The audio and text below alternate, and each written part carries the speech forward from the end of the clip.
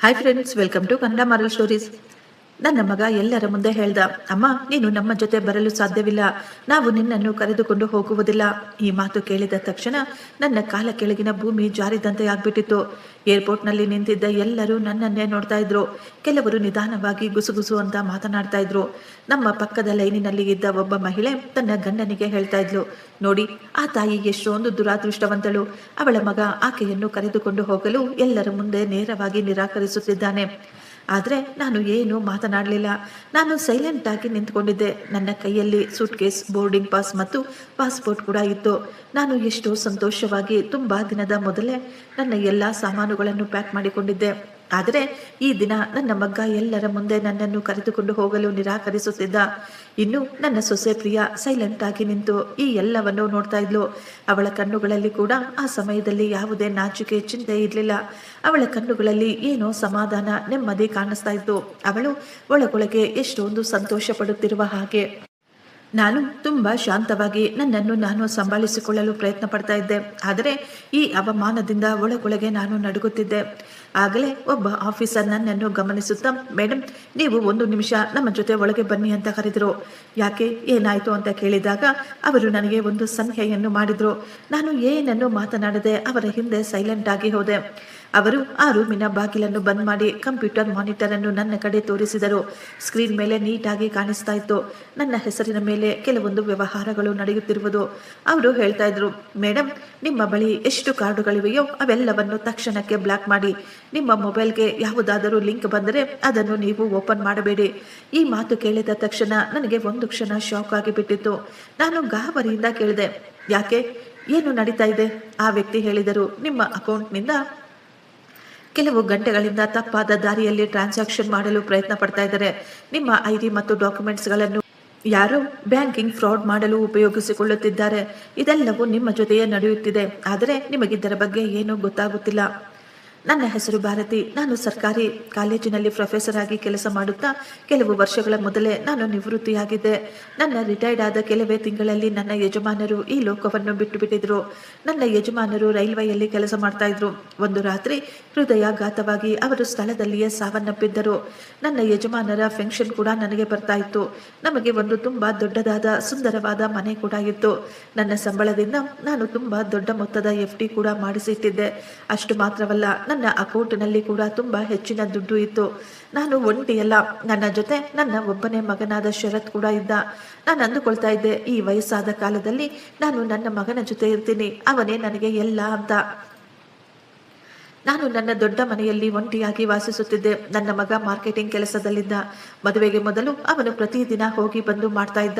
ಕೆಲವು ವರ್ಷಗಳ ಮೊದಲು ಅವನ ಮದುವೆ ಪ್ರಿಯಾ ಜೊತೆ ನಡೆದಾಗ ಆಗಿನಿಂದ ಅವನು ಪೂರ್ತಿಯಾಗಿ ಬದಲಾಗಿ ಬಿಟ್ಟಿದ್ದ. ಪ್ರಿಯಾ ಕೂಡ ಒಂದು ಕಂಪನಿಯಲ್ಲಿ ಕೆಲಸ ಮಾಡ್ತಾ ಇದ್ಲು. ನೋಡಲು ತುಂಬಾ ಸುಂದರವಾಗಿದ್ಲು, ವಿದ್ಯಾವಂತೆ, ಎಲ್ಲರ ಜೊತೆ ಹೊಂದಿಕೊಂಡು ಹೋಗುವ ಒಳ್ಳೆಯ ಹುಡುಗಿಯ ರೀತಿ ಕಾಣಿಸ್ತಾ ಇದ್ಲು. ಅವಳು ತುಂಬಾ ಒಳ್ಳೆಯ ಕುಟುಂಬದಿಂದ ಬಂದಿದ್ಲು. ಮದುವೆಯ ಸಮಯದಲ್ಲಿ ಎಲ್ಲವೂ ತುಂಬಾ ಚೆನ್ನಾಗಿತ್ತು.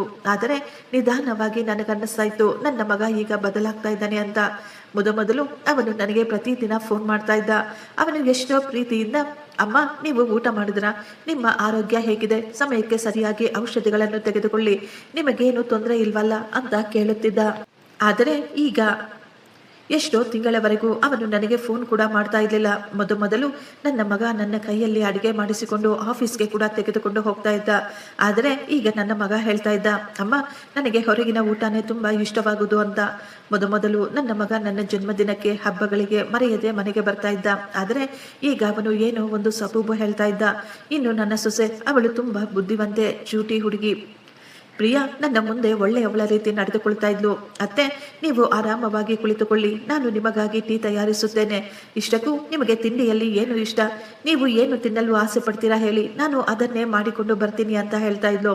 ಆದರೆ ನಾನು ಎಷ್ಟೋ ಬಾರಿ ಅವಳು ತನ್ನ ಗಂಡನ ಜೊತೆ ನಿಧಾನವಾಗಿ ಮಾತನಾಡುವುದನ್ನು ಕೇಳಿಸಿಕೊಂಡಿದ್ದೆ. ಅವಳು ಹೇಳ್ತಾ ಇದ್ಲು, ಈ ವಯಸ್ಸಿನಲ್ಲಿ ನಿನ್ನ ಅಮ್ಮನಿಗೆ ಇಷ್ಟೊಂದು ದುಡ್ಡಿನ ಅವಶ್ಯಕತೆ ಆದರೂ ಏನಿದೆ, ಅಷ್ಟೊಂದು ಪೆನ್ಷನ್, ಅಷ್ಟೊಂದು ಸೇವಿಂಗ್ಸ್ ಎಲ್ಲ ಇಟ್ಟುಕೊಂಡು ಈ ವಯಸ್ಸಿನಲ್ಲಿ ಆ ಮುದುಕಿ ಏನು ಮಾಡ್ಕೊಳ್ತಾಳೆ? ಎಷ್ಟಾದರೂ ನಾವೇ ಅಲ್ವಾ ಅವರಿಗಿರೋದು? ಪ್ರತಿ ತಿಂಗಳು ಈ ಎಲ್ಲ ದುಡ್ಡನ್ನು ನಮಗೆ ಕಳುಹಿಸಿಕೊಡಬಹುದಲ್ವಾ? ಅವಳ ಈ ಮಾತುಗಳನ್ನು ಕೇಳಿ ನನಗೆಲ್ಲವೂ ಅರ್ಥವಾಗ್ತಾ ಇತ್ತು. ಆದರೆ ನಾನು ಎಲ್ಲವನ್ನೂ ಕೇಳಿಸಿಕೊಂಡು ಅರ್ಥ ಮಾಡಿಕೊಂಡು ಕೂಡ ಸೈಲೆಂಟ್ ಆಗಿ ಇರ್ತಾ ಇದ್ದೆ.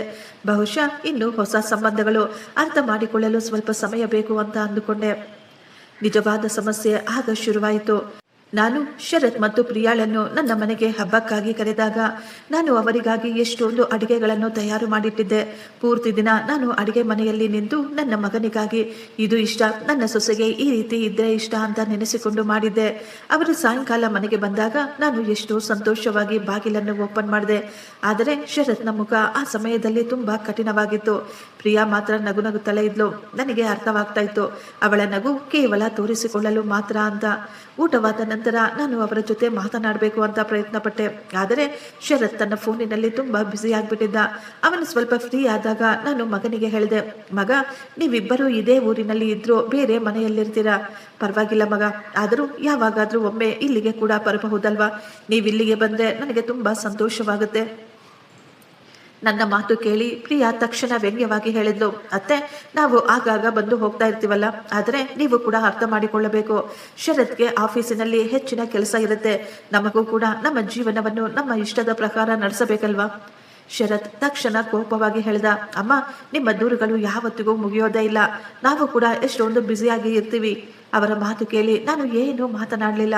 ಸಾಮಾನುಗಳನ್ನು ಎತ್ತಿಕೊಂಡು ಸೈಲೆಂಟ್ ಆಗಿ ಅಡಿಗೆ ಮನೆಗೆ ಬಂದೆ. ನಾನು ಅಡಿಗೆ ಮನೆಯಲ್ಲಿ ನಿಂತುಕೊಂಡು ಮೌನವಾಗಿ ಕಣ್ಣೀರು ಹಾಕ್ತಾ ಇದ್ದೆ. ನಾನು ಯಾವತ್ತೂ ನನ್ನ ಮಗನ ಬಗ್ಗೆ ಯಾರಿಗೂ ಏನೂ ಹೇಳಲಿಲ್ಲ. ಯಾಕೆಂದ್ರೆ ನನ್ನ ಮಕ್ಕಳ ಬಗ್ಗೆ ಈ ರೀತಿ ಮಾತುಗಳನ್ನು ಹೇಳಿಕೊಳ್ಳಲು ನನಗೆ ನಾಚಿಕೆ ಆಗ್ತಾ ಇತ್ತು. ನೀನು ನಿನ್ನ ಮಗನಿಗೆ ಯಾವ ರೀತಿ ಸಂಸ್ಕಾರ ಕೊಟ್ಟಿದ್ದೀಯಾ ಅಂತ ಅವರು ಮಾತನಾಡ್ತಾರೆ ಅಂತ ನಾನು ಯಾವಾಗಲೂ ಮೌನವಾಗಿ ಇರ್ತಾ ಇದ್ದೆ. ಕೆಲವು ದಿನಗಳ ನಂತರ ಒಮ್ಮೆ ನನ್ನ ಮಗ ನನಗೆ ಫೋನ್ ಮಾಡಿದ್ದ. ಅವನು ಹೇಳ್ತಾ ಇದ್ದ, ಅಮ್ಮ, ನಾವು ಸಿಂಗಾಪುರ್ಗೆ ಹೋಗ್ತಾ ಇದ್ದೀವಿ, ಕೆಲವು ದಿನ ಎಂಜಾಯ್ ಮಾಡಲು ನಮ್ಮ ಜೊತೆ ನೀನು ಕೂಡ ಬಾ. ಈ ಮಾತು ಕೇಳಿ ನನಗೆಷ್ಟೊಂದು ಆಶ್ಚರ್ಯವಾಯಿತು. ಬಹುಶಃ ಈ ಸಮಯದಲ್ಲಿ ಎಲ್ಲವೂ ಸರಿ ಹೋಗಬಹುದು ಅಂತ ಅಂದುಕೊಂಡು ನಾನು ತಕ್ಷಣ ಹೇಳಿದೆ, ಸರಿ ಮಗ, ಆಯ್ತು, ನೀನು ನನ್ನನ್ನು ಕೂಡ ಕರೆದುಕೊಂಡು ಹೋಗು. ನನ್ನ ಮಗ ಹೇಳ್ತಾ ಇದ್ದ, ಆಯ್ತು ಅಮ್ಮ, ನೀನು ರೆಡಿಯಾಗಿರು, ನಾವು ಮೂವರು ಒಟ್ಟಿಗೆ ಹೋಗೋಣ, ತುಂಬಾ ದಿನದ ಟ್ರಿಪ್ ಇದೆ, ನೀನು ಎಲ್ಲವನ್ನೂ ರೆಡಿ ಮಾಡಿಕೋ ಅಂತ ಹೇಳಿದಾಗ ನಾನು ಅವನ ಮಾತು ಕೇಳಿ ತುಂಬಾ ದಿನದಿಂದಲೇ ನನ್ನ ಎಲ್ಲ ಸಾಮಾನುಗಳನ್ನು ಪ್ಯಾಕ್ ಮಾಡಿಕೊಳ್ಳಲು ಶುರು ಮಾಡಿದೆ. ವಿದೇಶಕ್ಕೆ ಹೋಗಲು ಅಲ್ಲಿನ ವಾತಾವರಣಕ್ಕೆ ಅನುಗುಣವಾಗಿ ಹೊಸ ಬಟ್ಟೆಗಳನ್ನು ಎಲ್ಲ ಸಾಮಾನುಗಳನ್ನು ಕೊಂಡುಕೊಂಡು ನನ್ನ ಸೂಟ್ಕೇಸನ್ನು ನೀಟಾಗಿ ಪ್ಯಾಕ್ ಮಾಡಿಕೊಂಡೆ. ನನ್ನ ಗೆಳತಿಗೆ ಕೂಡ ಹೇಳಿದೆ, ಶಾಂತಿ, ನಾನು ನನ್ನ ಮಗನ ಜೊತೆ ಸಿಂಗಾಪುರ್ಗೆ ಹೋಗ್ತಾ ಇದ್ದೀನಿ ಅಂತ. ಶಾಂತಿ ಎಷ್ಟೋ ಸಂತೋಷವಾಗಿ ಹೇಳಿದ್ಲು, ಇದು ತುಂಬಾ ಒಳ್ಳೆಯ ವಿಷಯ, ನಿನ್ನ ಮಗ ನಿನ್ನನ್ನು ಎಷ್ಟು ಚೆನ್ನಾಗಿ ನೋಡ್ಕೊಳ್ತಾನೆ ಅಂತ ಹೇಳಿದಾಗ ನನಗೂ ಅನ್ನಿಸ್ತಾ ಇತ್ತು, ಬಹುಶಃ ನಾನೇ ತುಂಬಾ ಹೆಚ್ಚಾಗಿ ಯೋಚನೆ ಮಾಡ್ತಾ ಇದ್ದೀನಿ, ಎಲ್ಲವೂ ಸರಿಯಾಗೇ ಇರಬಹುದು ಏನೋ ಅಂತ. ಶರತ್ ಹೇಳಿದ, ನಾವೇ ನಿನ್ನನ್ನು ಪಿಕಪ್ ಮಾಡಿಕೊಳ್ತೀವಿ ಅಂತ. ಆದರೆ ಬೆಳಿಗ್ಗೆ ಅವನು ಫೋನ್ ಮಾಡಿ, ಅಮ್ಮ, ನಾವು ಏರ್ಪೋರ್ಟ್ಗೆ ನೇರವಾಗಿ ಹೋಗ್ತಾ ಇದ್ದೀವಿ, ನೀವು ಟ್ಯಾಕ್ಸಿ ಮಾಡಿಕೊಂಡು ಡೈರೆಕ್ಟ್ ಆಗಿ ಬಂದು ಬಿಡಿ ಅಂತ ಹೇಳ್ದ. ಸರಿ ಅಂತ ಹೇಳಿ ನಾನು ಕ್ಯಾಬನ್ನು ಬುಕ್ ಮಾಡಿಕೊಂಡು ಮನೆಯಿಂದ ಹೊರಟೆ. ಯಾಕೋ ಗೊತ್ತಿಲ್ಲ, ದಾರಿಯುದ್ದಕ್ಕೂ ನನ್ನ ಹೃದಯ ತುಂಬಾ ಜೋರು ಜೋರಾಗಿ ಹೊಡೆದುಕೊಳ್ತಾ ಇತ್ತು. ಆದರೆ ನನ್ನೊಳಗೆ ಎಷ್ಟೊಂದು ಸಂತೋಷವಿತ್ತು ಅಂದ್ರೆ ನಾನು ಮನಸ್ಸಿನಲ್ಲೇ ಅಂದುಕೊಳ್ತಾ ಇದ್ದೆ, ಎಷ್ಟೊಂದು ವರ್ಷದ ನಂತರ ಈ ದಿನ ನಾನು ಹೊರಗೆ ಸುತ್ತಾಡಲು ಹೋಗ್ತಾ ಇದ್ದೀನಿ ಅಂತ. ಏರ್ಪೋರ್ಟಿಗೆ ಹೋದಾಗ ಚೆಕಿಂಗಿನ ನಂತರ ಇಮಿಗ್ರೇಷನ್ ಕೌಂಟರ್ ತಲುಪಿದಾಗ ಎಲ್ಲ ಸತ್ಯ ನನ್ನ ಕಣ್ಣ ಮುಂದೆ ಬಂದಿತ್ತು. ಈ ಸಮಯದಲ್ಲಿ ನಾನು ಒಂದು ಸಣ್ಣ ರೂಮಿನಲ್ಲಿ ಕುಳಿತುಕೊಂಡಿದ್ದೆ. ಆಫೀಸರ್ ನನ್ನನ್ನು ಚೇರಿನಲ್ಲಿ ಕುಳಿತುಕೊಳ್ಳಲು ಹೇಳಿ ನನಗೆ ಕುಡಿಯಲು ನೀರನ್ನು ಕೊಟ್ಟರು. ಅವರನ್ನು ನೋಡಿ ನನ್ನ ಕೈಗಳು ನಡುಗುತ್ತಿದ್ದವು. ಅವರು ಹೇಳಿದ್ರು, ಮೇಡಮ್, ನೀವು ಗಾಬರಿ ಪಡಬೇಡಿ, ಆದರೆ ನಿಮಗೆ ಈ ವಿಷಯಗಳನ್ನು ತಿಳಿಸಬೇಕಾಗಿರುವುದು ತುಂಬಾ ಮುಖ್ಯ. ನಮ್ಮ ಸಿಸ್ಟಮ್ನಲ್ಲಿ ಈಗ ತಾನೇ ಇದು ಕಾಣಿಸಿಕೊಂಡಿದೆ, ಯಾರೋ ನಿಮ್ಮ ಹೆಸರು, ದಾಖಲೆ ಮತ್ತು ಬ್ಯಾಂಕ್ ಖಾತೆಗಳ ವಿವರವನ್ನು ಬಳಸಿಕೊಂಡು ಆನ್ಲೈನ್ ಬ್ಯಾಂಕಿಂಗ್ ಪ್ರವೇಶಿಸಲು ಪ್ರಯತ್ನ ಪಡ್ತಾ ಇದ್ದಾರೆ. ಕಳೆದ ಕೆಲವು ಗಂಟೆಗಳಿಂದ ಹಲವು ಬಾರಿ ಇಂಟರ್ನೆಟ್ ಬ್ಯಾಂಕಿಂಗ್ ಲಾಗಿನ್ ಆಗಲು ಹಲವಾರು ಬಾರಿ ಪ್ರಯತ್ನ ಪಟ್ಟಿದ್ದಾರೆ. ಜೊತೆಯಲ್ಲಿ ನಿಮ್ಮ ಹೆಸರಿನ ಮೇಲೆ ಹೊಸ ಆನ್ಲೈನ್ ಬ್ಯಾಂಕ್ ಖಾತೆಯನ್ನು ತೆರೆಯಲು ಸಹ ಪ್ರಯತ್ನ ನಡೆಸಲಾಗ್ತಾ ಇದೆ. ನಿಮ್ಮ ವೈಯಕ್ತಿಕ ಮಾಹಿತಿಗಳನ್ನು ಚೆನ್ನಾಗಿ ತಿಳಿದಿರುವ ಯಾರೋ ಇದನ್ನು ಮಾಡ್ತಾ ಇದ್ದಾರೆ ಅಂತ ನನಗೆ ಅನ್ನಿಸುತ್ತಿದೆ. ನಾನು ತಕ್ಷಣ ಅವರಿಗೆ ಹೇಳಿದೆ, ಸರ್, ನನಗೆ ಆ ರೀತಿ ಯಾವುದೇ ಸಂದೇಶ ಬಂದಿಲ್ವಲ್ಲ ಅಂತ. ಅವರು ಹೇಳಿದ್ರು, ನಿಮ್ಮ ಫೋನಿನಲ್ಲಿ ಯಾವುದಾದರೂ ಸೆಟ್ಟಿಂಗ್ ಮಾಡಿರುವುದರಿಂದ ಈ ಎಲ್ಲ ಸಂದೇಶಗಳು ನಿಮಗೆ ಕಾಣಿಸದೇ ಇರಬಹುದು, ಇಲ್ಲದಿದ್ದರೆ ನಿಮ್ಮ ಫೋನನ್ನು ಯಾರೋ ದೂರದಿಂದ ಗಮನಿಸುತ್ತಿರಬಹುದು, ಎಲ್ಲವನ್ನು ಅವರು ದೂರದಿಂದಲೇ ಮ್ಯಾನೇಜ್ ಮಾಡ್ತಾ ಇರಬಹುದು. ಈ ಮಾತು ಕೇಳಿದ ತಕ್ಷಣ ನನ್ನ ಉಸಿರೇ ನಿಂತಂತೆ ಆಯಿತು. ನಾನು ತಕ್ಷಣ ಹೇಳಿದೆ, ಸರ್, ಇದೆಲ್ಲ ಹೇಗೆ ಸಾಧ್ಯ? ನಾನು ನನ್ನ ಫೋನನ್ನು ನನ್ನ ಸೊಸೆ ಮತ್ತು ಮಗನಿಗೆ ಮಾತ್ರ ಕೊಡ್ತೀನಿ. ಆಫೀಸರ್ ಸ್ವಲ್ಪ ಸಮಯ ನನ್ನನ್ನೇ ಗಮನವಿಟ್ಟು ನೋಡ್ತಾ ಇದ್ರು. ಅವರು ಏನನ್ನೂ ಹೇಳಲಿಲ್ಲ. ಆದರೆ ಅವರ ಕಣ್ಣುಗಳಲ್ಲಿ ಕಾಣಿಸಿದ್ದು ನೋಡಿ ನನಗೆ ಸುಳಿವು ಸಿಕ್ಕಿಬಿಟ್ಟಿತ್ತು. ಅವರು ಹೇಳ್ತಾ ಇದ್ರು, ಮೇಡಮ್, ನಾನು ನಿಮಗೆ ಒಂದು ಸಲಹೆ ಕೊಡಬಹುದಾ? ನೀವು ಈಗ ಇಲ್ಲೇ ಕುಳಿತುಕೊಳ್ಳಿ, ಹೊರಗೆ ಹೋಗಬೇಡಿ. ತಕ್ಷಣ ನಿಮ್ಮ ಬ್ಯಾಂಕಿಗೆ ಫೋನ್ ಮಾಡಿ ನಿಮ್ಮ ಇಂಟರ್ನೆಟ್ ಬ್ಯಾಂಕಿಂಗ್ ಅನ್ನು ಬಂದ್ ಮಾಡಿಬಿಡಿ. ನಿಮ್ಮ ಎಲ್ಲ ಕಾರ್ಡ್ಗಳನ್ನು, ನಿಮ್ಮ ಮೊಬೈಲ್ ಪೇಮೆಂಟ್ ಅಪ್ಲಿಕೇಶನ್ಗಳನ್ನು ತಕ್ಷಣ ಬ್ಲಾಕ್ ಮಾಡಿ ಅಂತ ಹೇಳಿದರು. ನಾನು ನಡುಗುತ್ತಿರುವ ಕೈಗಳಿಂದಲೇ ನನ್ನ ಪರ್ಸಿನಿಂದ ಫೋನನ್ನು ಹೊರತೆಗೆದೆ. ನನ್ನ ಹೃದಯ ತುಂಬ ಜೋರಾಗಿ ಹೊಡೆದುಕೊಳ್ತಾ ಇತ್ತು. ನಾನು ನನ್ನ ಬ್ಯಾಂಕಿನ ಕಸ್ಟಮರ್ ಕೇರ್ಗೆ ಫೋನ್ ಮಾಡಿದೆ. ಆ ಸಮಯದಲ್ಲಿ ನಾನು ಯೋಚನೆ ಮಾಡ್ತಾ ಇದ್ದೆ, ಇಷ್ಟಕ್ಕೂ ಇದೆಲ್ಲ ಹೇಗೆ ನಡೀತಾ ಇದೆ ಅಂತ. ಆದರೆ ನನಗೆ ಏನೂ ಅರ್ಥವಾಗಲಿಲ್ಲ. ಕಾಲ್ ಕನೆಕ್ಟ್ ಆದ ತಕ್ಷಣ ನಾನು ನನ್ನ ಹೆಸರು ಮತ್ತು ಅಕೌಂಟನ್ನು ಅವರಿಗೆ ಹೇಳಿದೆ. ನನ್ನ ನೆಟ್ ಬ್ಯಾಂಕಿಂಗ್ ಮತ್ತು ಇತರ ಎಲ್ಲ ಕಾರ್ಡ್ಗಳನ್ನು ತಕ್ಷಣ ಬ್ಲಾಕ್ ಮಾಡಿಬಿಡಿ ಎಂದು ಅವರಲ್ಲಿ ಕೇಳಿಕೊಂಡೆ. ಅವರು ನನ್ನನ್ನು ಕೇಳ್ತಾ ಇದ್ರು, ನಿಮಗೇನಾದರೂ ತೊಂದರೆ ಆಗಿದೆಯಾ ಅಂತ. ಹೌದು, ತುಂಬ ದೊಡ್ಡ ತೊಂದರೆ ಆಗ್ತಾ ಇದೆ. ಆದ್ದರಿಂದ ದಯವಿಟ್ಟು ತಕ್ಷಣ ನಾನು ಹೇಳಿದ ಎಲ್ಲವನ್ನು ಮಾಡಿಬಿಡಿ ಅಂತ ಕೇಳಿಕೊಂಡೆ. ಅವರು ನನ್ನ ಬಳಿ ಮುಖ್ಯವಾದ ಕೆಲವು ಪ್ರಶ್ನೆಗಳನ್ನು ಕೇಳಿದರು. ನನ್ನ ಉತ್ತರಗಳು ಅವರಿಗೆ ತೃಪ್ತಿ ಕೊಟ್ಟಾಗ ಅವರು ಹೇಳಿದರು, ಮೇಡಮ್, ನಿಮ್ಮ ಇಂಟರ್ನೆಟ್ ಬ್ಯಾಂಕಿಂಗ್ ಅನ್ನು ತಕ್ಷಣಕ್ಕೆ ಬ್ಲಾಕ್ ಮಾಡಲಾಗಿದೆ. ನಿಮ್ಮ ಎಲ್ಲ ಕಾರ್ಡ್ಗಳನ್ನು ತಕ್ಷಣಕ್ಕೆ ಬ್ಲಾಕ್ ಮಾಡಿಬಿಟ್ಟಿದ್ದೀವಿ. ಈ ಮಾತು ಕೇಳಿ ನಾನು ನೆಮ್ಮದಿಯ ನಿಟ್ಟುಸಿರನ್ನು ಬಿಟ್ಟೆ. ಆದರೆ ಇನ್ನು ನನ್ನ ಕೈಕಾಲುಗಳು ನಡುಗುತ್ತಿದ್ವು. ಅಧಿಕಾರಿ ಹೇಳಿದರು, ಮೇಡಮ್, ನೀವು ತುಂಬ ಒಳ್ಳೆಯ ಕೆಲಸವನ್ನು ಮಾಡಿದ್ದೀರಾ. ಇನ್ನು ನೀವು ಆರಾಮವಾಗಿ ಹೊರಗೆ ಹೋಗಿ. ನಿಮಗೆ ಎಲ್ಲವೂ ಅರ್ಥವಾಗುವವರೆಗೂ ಇದರ ಬಗ್ಗೆ ನೀವು ಯಾರಿಗೂ ಏನೂ ಹೇಳಬೇಡಿ. ಇನ್ನೊಂದು ಮುಖ್ಯವಾದ ವಿಷಯ, ಇದರ ಬಗ್ಗೆ ನೀವು ಯಾರಿಗೂ ಯಾವುದೇ ಮಾಹಿತಿಯನ್ನು ಸಹ ಕೊಡಬೇಡಿ. ಅಷ್ಟು ಮಾತ್ರವಲ್ಲ, ನೀವು ಮೊದಲು ನಿಮ್ಮ ಫೋನನ್ನು ಒಳ್ಳೆಯ ತಂತ್ರಜ್ಞರಿಗೆ ತೋರಿಸಿ. ನಿಮ್ಮ ಫೋನಲ್ಲಿ ಯಾವುದೋ ರಹಸ್ಯವಾದ ಸಾಫ್ಟ್ವೇರ್ ಇದೆ ಅಂತ ನನಗನ್ನಿಸ್ತಾ ಇದೆ. ನಾನು ತಕ್ಷಣ ಕೇಳಿದೆ, ಆದರೆ ನನ್ನ ಮಗ ಹೊರಗೆ ನಿಂತಿದ್ದಾನೆ, ಅವನು ನನಗಾಗಿ ಕಾಯ್ತಾ ಇದ್ದಾನೆ. ಅಧಿಕಾರಿ ತುಂಬ ಶಾಂತವಾಗಿ ಹೇಳಿದರು, ಮೇಡಮ್, ನಾನು ಈಗ ಏನೂ ಮಾಡಲು ಸಾಧ್ಯವಿಲ್ಲ. ಆದರೆ ಒಂದು ಮಾತಂತೂ ಸತ್ಯ, ಇದೆಲ್ಲವನ್ನು ಯಾರೋ ಹೊರಗಿನವರು, ಗುರುತು ಪರಿಚಯ ಇಲ್ಲದವರು ಮಾಡಲು ಸಾಧ್ಯವಿಲ್ಲ. ಈ ಕೆಲಸ ನಿಮ್ಮ ತುಂಬ ಹತ್ತಿರದವರದ್ದು. ಇನ್ನು ನೀವು ಕೂಡ ತುಂಬ ಬುದ್ಧಿವಂತರಿದ್ದೀರಾ, ನೀವೇ ಯೋಚಿಸಿಕೊಳ್ಳಿ ಅಂತ ಹೇಳಿದ್ರು. ನಾನು ಅಲ್ಲಿಂದ ನಿಧಾನವಾಗಿ ಎದ್ದೆ. ನನ್ನ ಕೈ ಕಾಲುಗಳು ಇನ್ನೂ ನಡುಗುತ್ತಲೇ ಇದ್ವು. ನಾನು ನಿಧಾನವಾಗಿ ಆ ರೂಮಿನಿಂದ ಹೊರಗೆ ಬಂದು ಬಿಟ್ಟೆ. ನಾನು ಈಗ ನನ್ನ ಮಗ ಶರತ್ನನ್ನೇ ನೋಡುತ್ತಾ ನೇರವಾಗಿ ಏರ್ಪೋರ್ಟ್ನಿಂದ ಹೊರಗೆ ಬಂದ್ಬಿಟ್ಟೆ. ಒಂದು ಕ್ಯಾಬ್ ಬುಕ್ ಮಾಡಿಕೊಂಡು ನಾನು ನನ್ನ ಮನೆಗೆ ವಾಪಸ್ ಬಂದು ಬಿಟ್ಟೆ. ದಾರಿಯುದ್ದಕ್ಕೂ ನಾನು ಯೋಚಿಸ್ತಾ ಇದ್ದೆ. ನನ್ನ ಮನಸ್ಸಿನಲ್ಲಿ ಸಾವಿರಾರು ಪ್ರಶ್ನೆ ಓಡ್ತಾ ಇದ್ವು. ಶರತ್ಗೆ ಇದರ ಬಗ್ಗೆ ಎಲ್ಲವೂ ಗೊತ್ತಾ? ಪ್ರಿಯಾ ಏನಾದರೂ ಇದೆಲ್ಲ ಮಾಡಿದ್ದಾಳ, ಅಥವಾ ನನಗೇನಾದರೂ ಹುಚ್ಚಿಡ್ದಿದೆಯಾ? ನಾನು ಮನೆ ತಲುಪಿದಾಗ ಸಾಯಂಕಾಲ ಆಗಿಬಿಟ್ಟಿತ್ತು. ಮನೆ ಖಾಲಿ ಆಗಿತ್ತು. ನಾನು ನನ್ನ ಸೂಟ್ಕೇಸ್ನನ್ನು ಅಲ್ಲೇ ಒಂದು ಮೂಲೆಯಲ್ಲಿ ಇಟ್ಟು ಸೋಫಾದ ಮೇಲೆ ಸೈಲೆಂಟ್ ಆಗಿ ಕುಳಿತುಕೊಂಡಿದ್ದೆ. ನಾನು ಈಗ ನಿಧಾನವಾಗಿ ನನ್ನ ಫೋನನ್ನು ಓಪನ್ ಮಾಡಿ ಬ್ಯಾಂಕಿನಿಂದ ಬಂದಂತಹ ಮೆಸೇಜ್ಗಳನ್ನು ಒಂದೊಂದಾಗಿ ತೆಗೆದು ಓದಲು ಶುರು ಮಾಡಿದೆ. ಅದರಲ್ಲಿ ಕೆಲವು ಮೆಸೇಜ್ಗಳು ನನಗೆ ಸ್ವಲ್ಪ ವಿಚಿತ್ರ ಅನ್ನಿಸ್ತಾ ಇತ್ತು. ಒಂದು ಮೆಸೇಜ್ನಲ್ಲಿ ಬರೆಯಲಾಗಿತ್ತು, ಮೊಬೈಲ್ ಪೇಮೆಂಟ್ ಸಕ್ಸಸ್ ಆಗಿದೆ ಅಂತ. ನನಗೆ ನೆನಪೇ ಇಲ್ಲ ನಾನು ಯಾವಾಗ ಯಾರಿಗೆ ಇಷ್ಟು ದೊಡ್ಡ ಮೊತ್ತದ ಹಣವನ್ನು ಕಳಿಸ್ಕೊಟ್ಟಿದ್ದೀನಿ ಅಂತ. ಇನ್ನೊಂದು ಮೆಸೇಜ್ನಲ್ಲಿ ಬರೆಯಲಾಗಿತ್ತು, ನಿಮ್ಮ ಅಕೌಂಟಿನಿಂದ ದುಡ್ಡನ್ನು ಡ್ರಾ ಮಾಡಲಾಗಿದೆ. ಆದರೆ ನನಗೆ ನೆನಪೇ ಇಲ್ಲ ನಾನು ಯಾವತ್ತಾದರೂ ಇಷ್ಟು ದೊಡ್ಡ ಮೊತ್ತವನ್ನು ಒಟ್ಟಿಗೆ ಒಂದೇ ಬಾರಿ ತೆಗೆದಿದ್ದೀನಾ. ನಂತರ ಇನ್ನೊಂದು ಮೆಸೇಜ್ ನೋಡಿ ನನ್ನ ಹೃದಯ ಒಂದು ಕ್ಷಣ ನಿಂತಂತೆಯಾಗಿಬಿಟ್ಟಿತ್ತು. ಈ ಎಲ್ಲ ಟ್ರಾನ್ಸಾಕ್ಷನ್ಗಳು ಒಟ್ಟು ಸೇರಿ ತುಂಬ ದೊಡ್ಡ ಮೊತ್ತವಾಗ್ತಾ ಇತ್ತು. ಆದರೆ ನನಗೆ ಇದರ ಬಗ್ಗೆ ಏನೂ ನೆನಪಿರಲಿಲ್ಲ.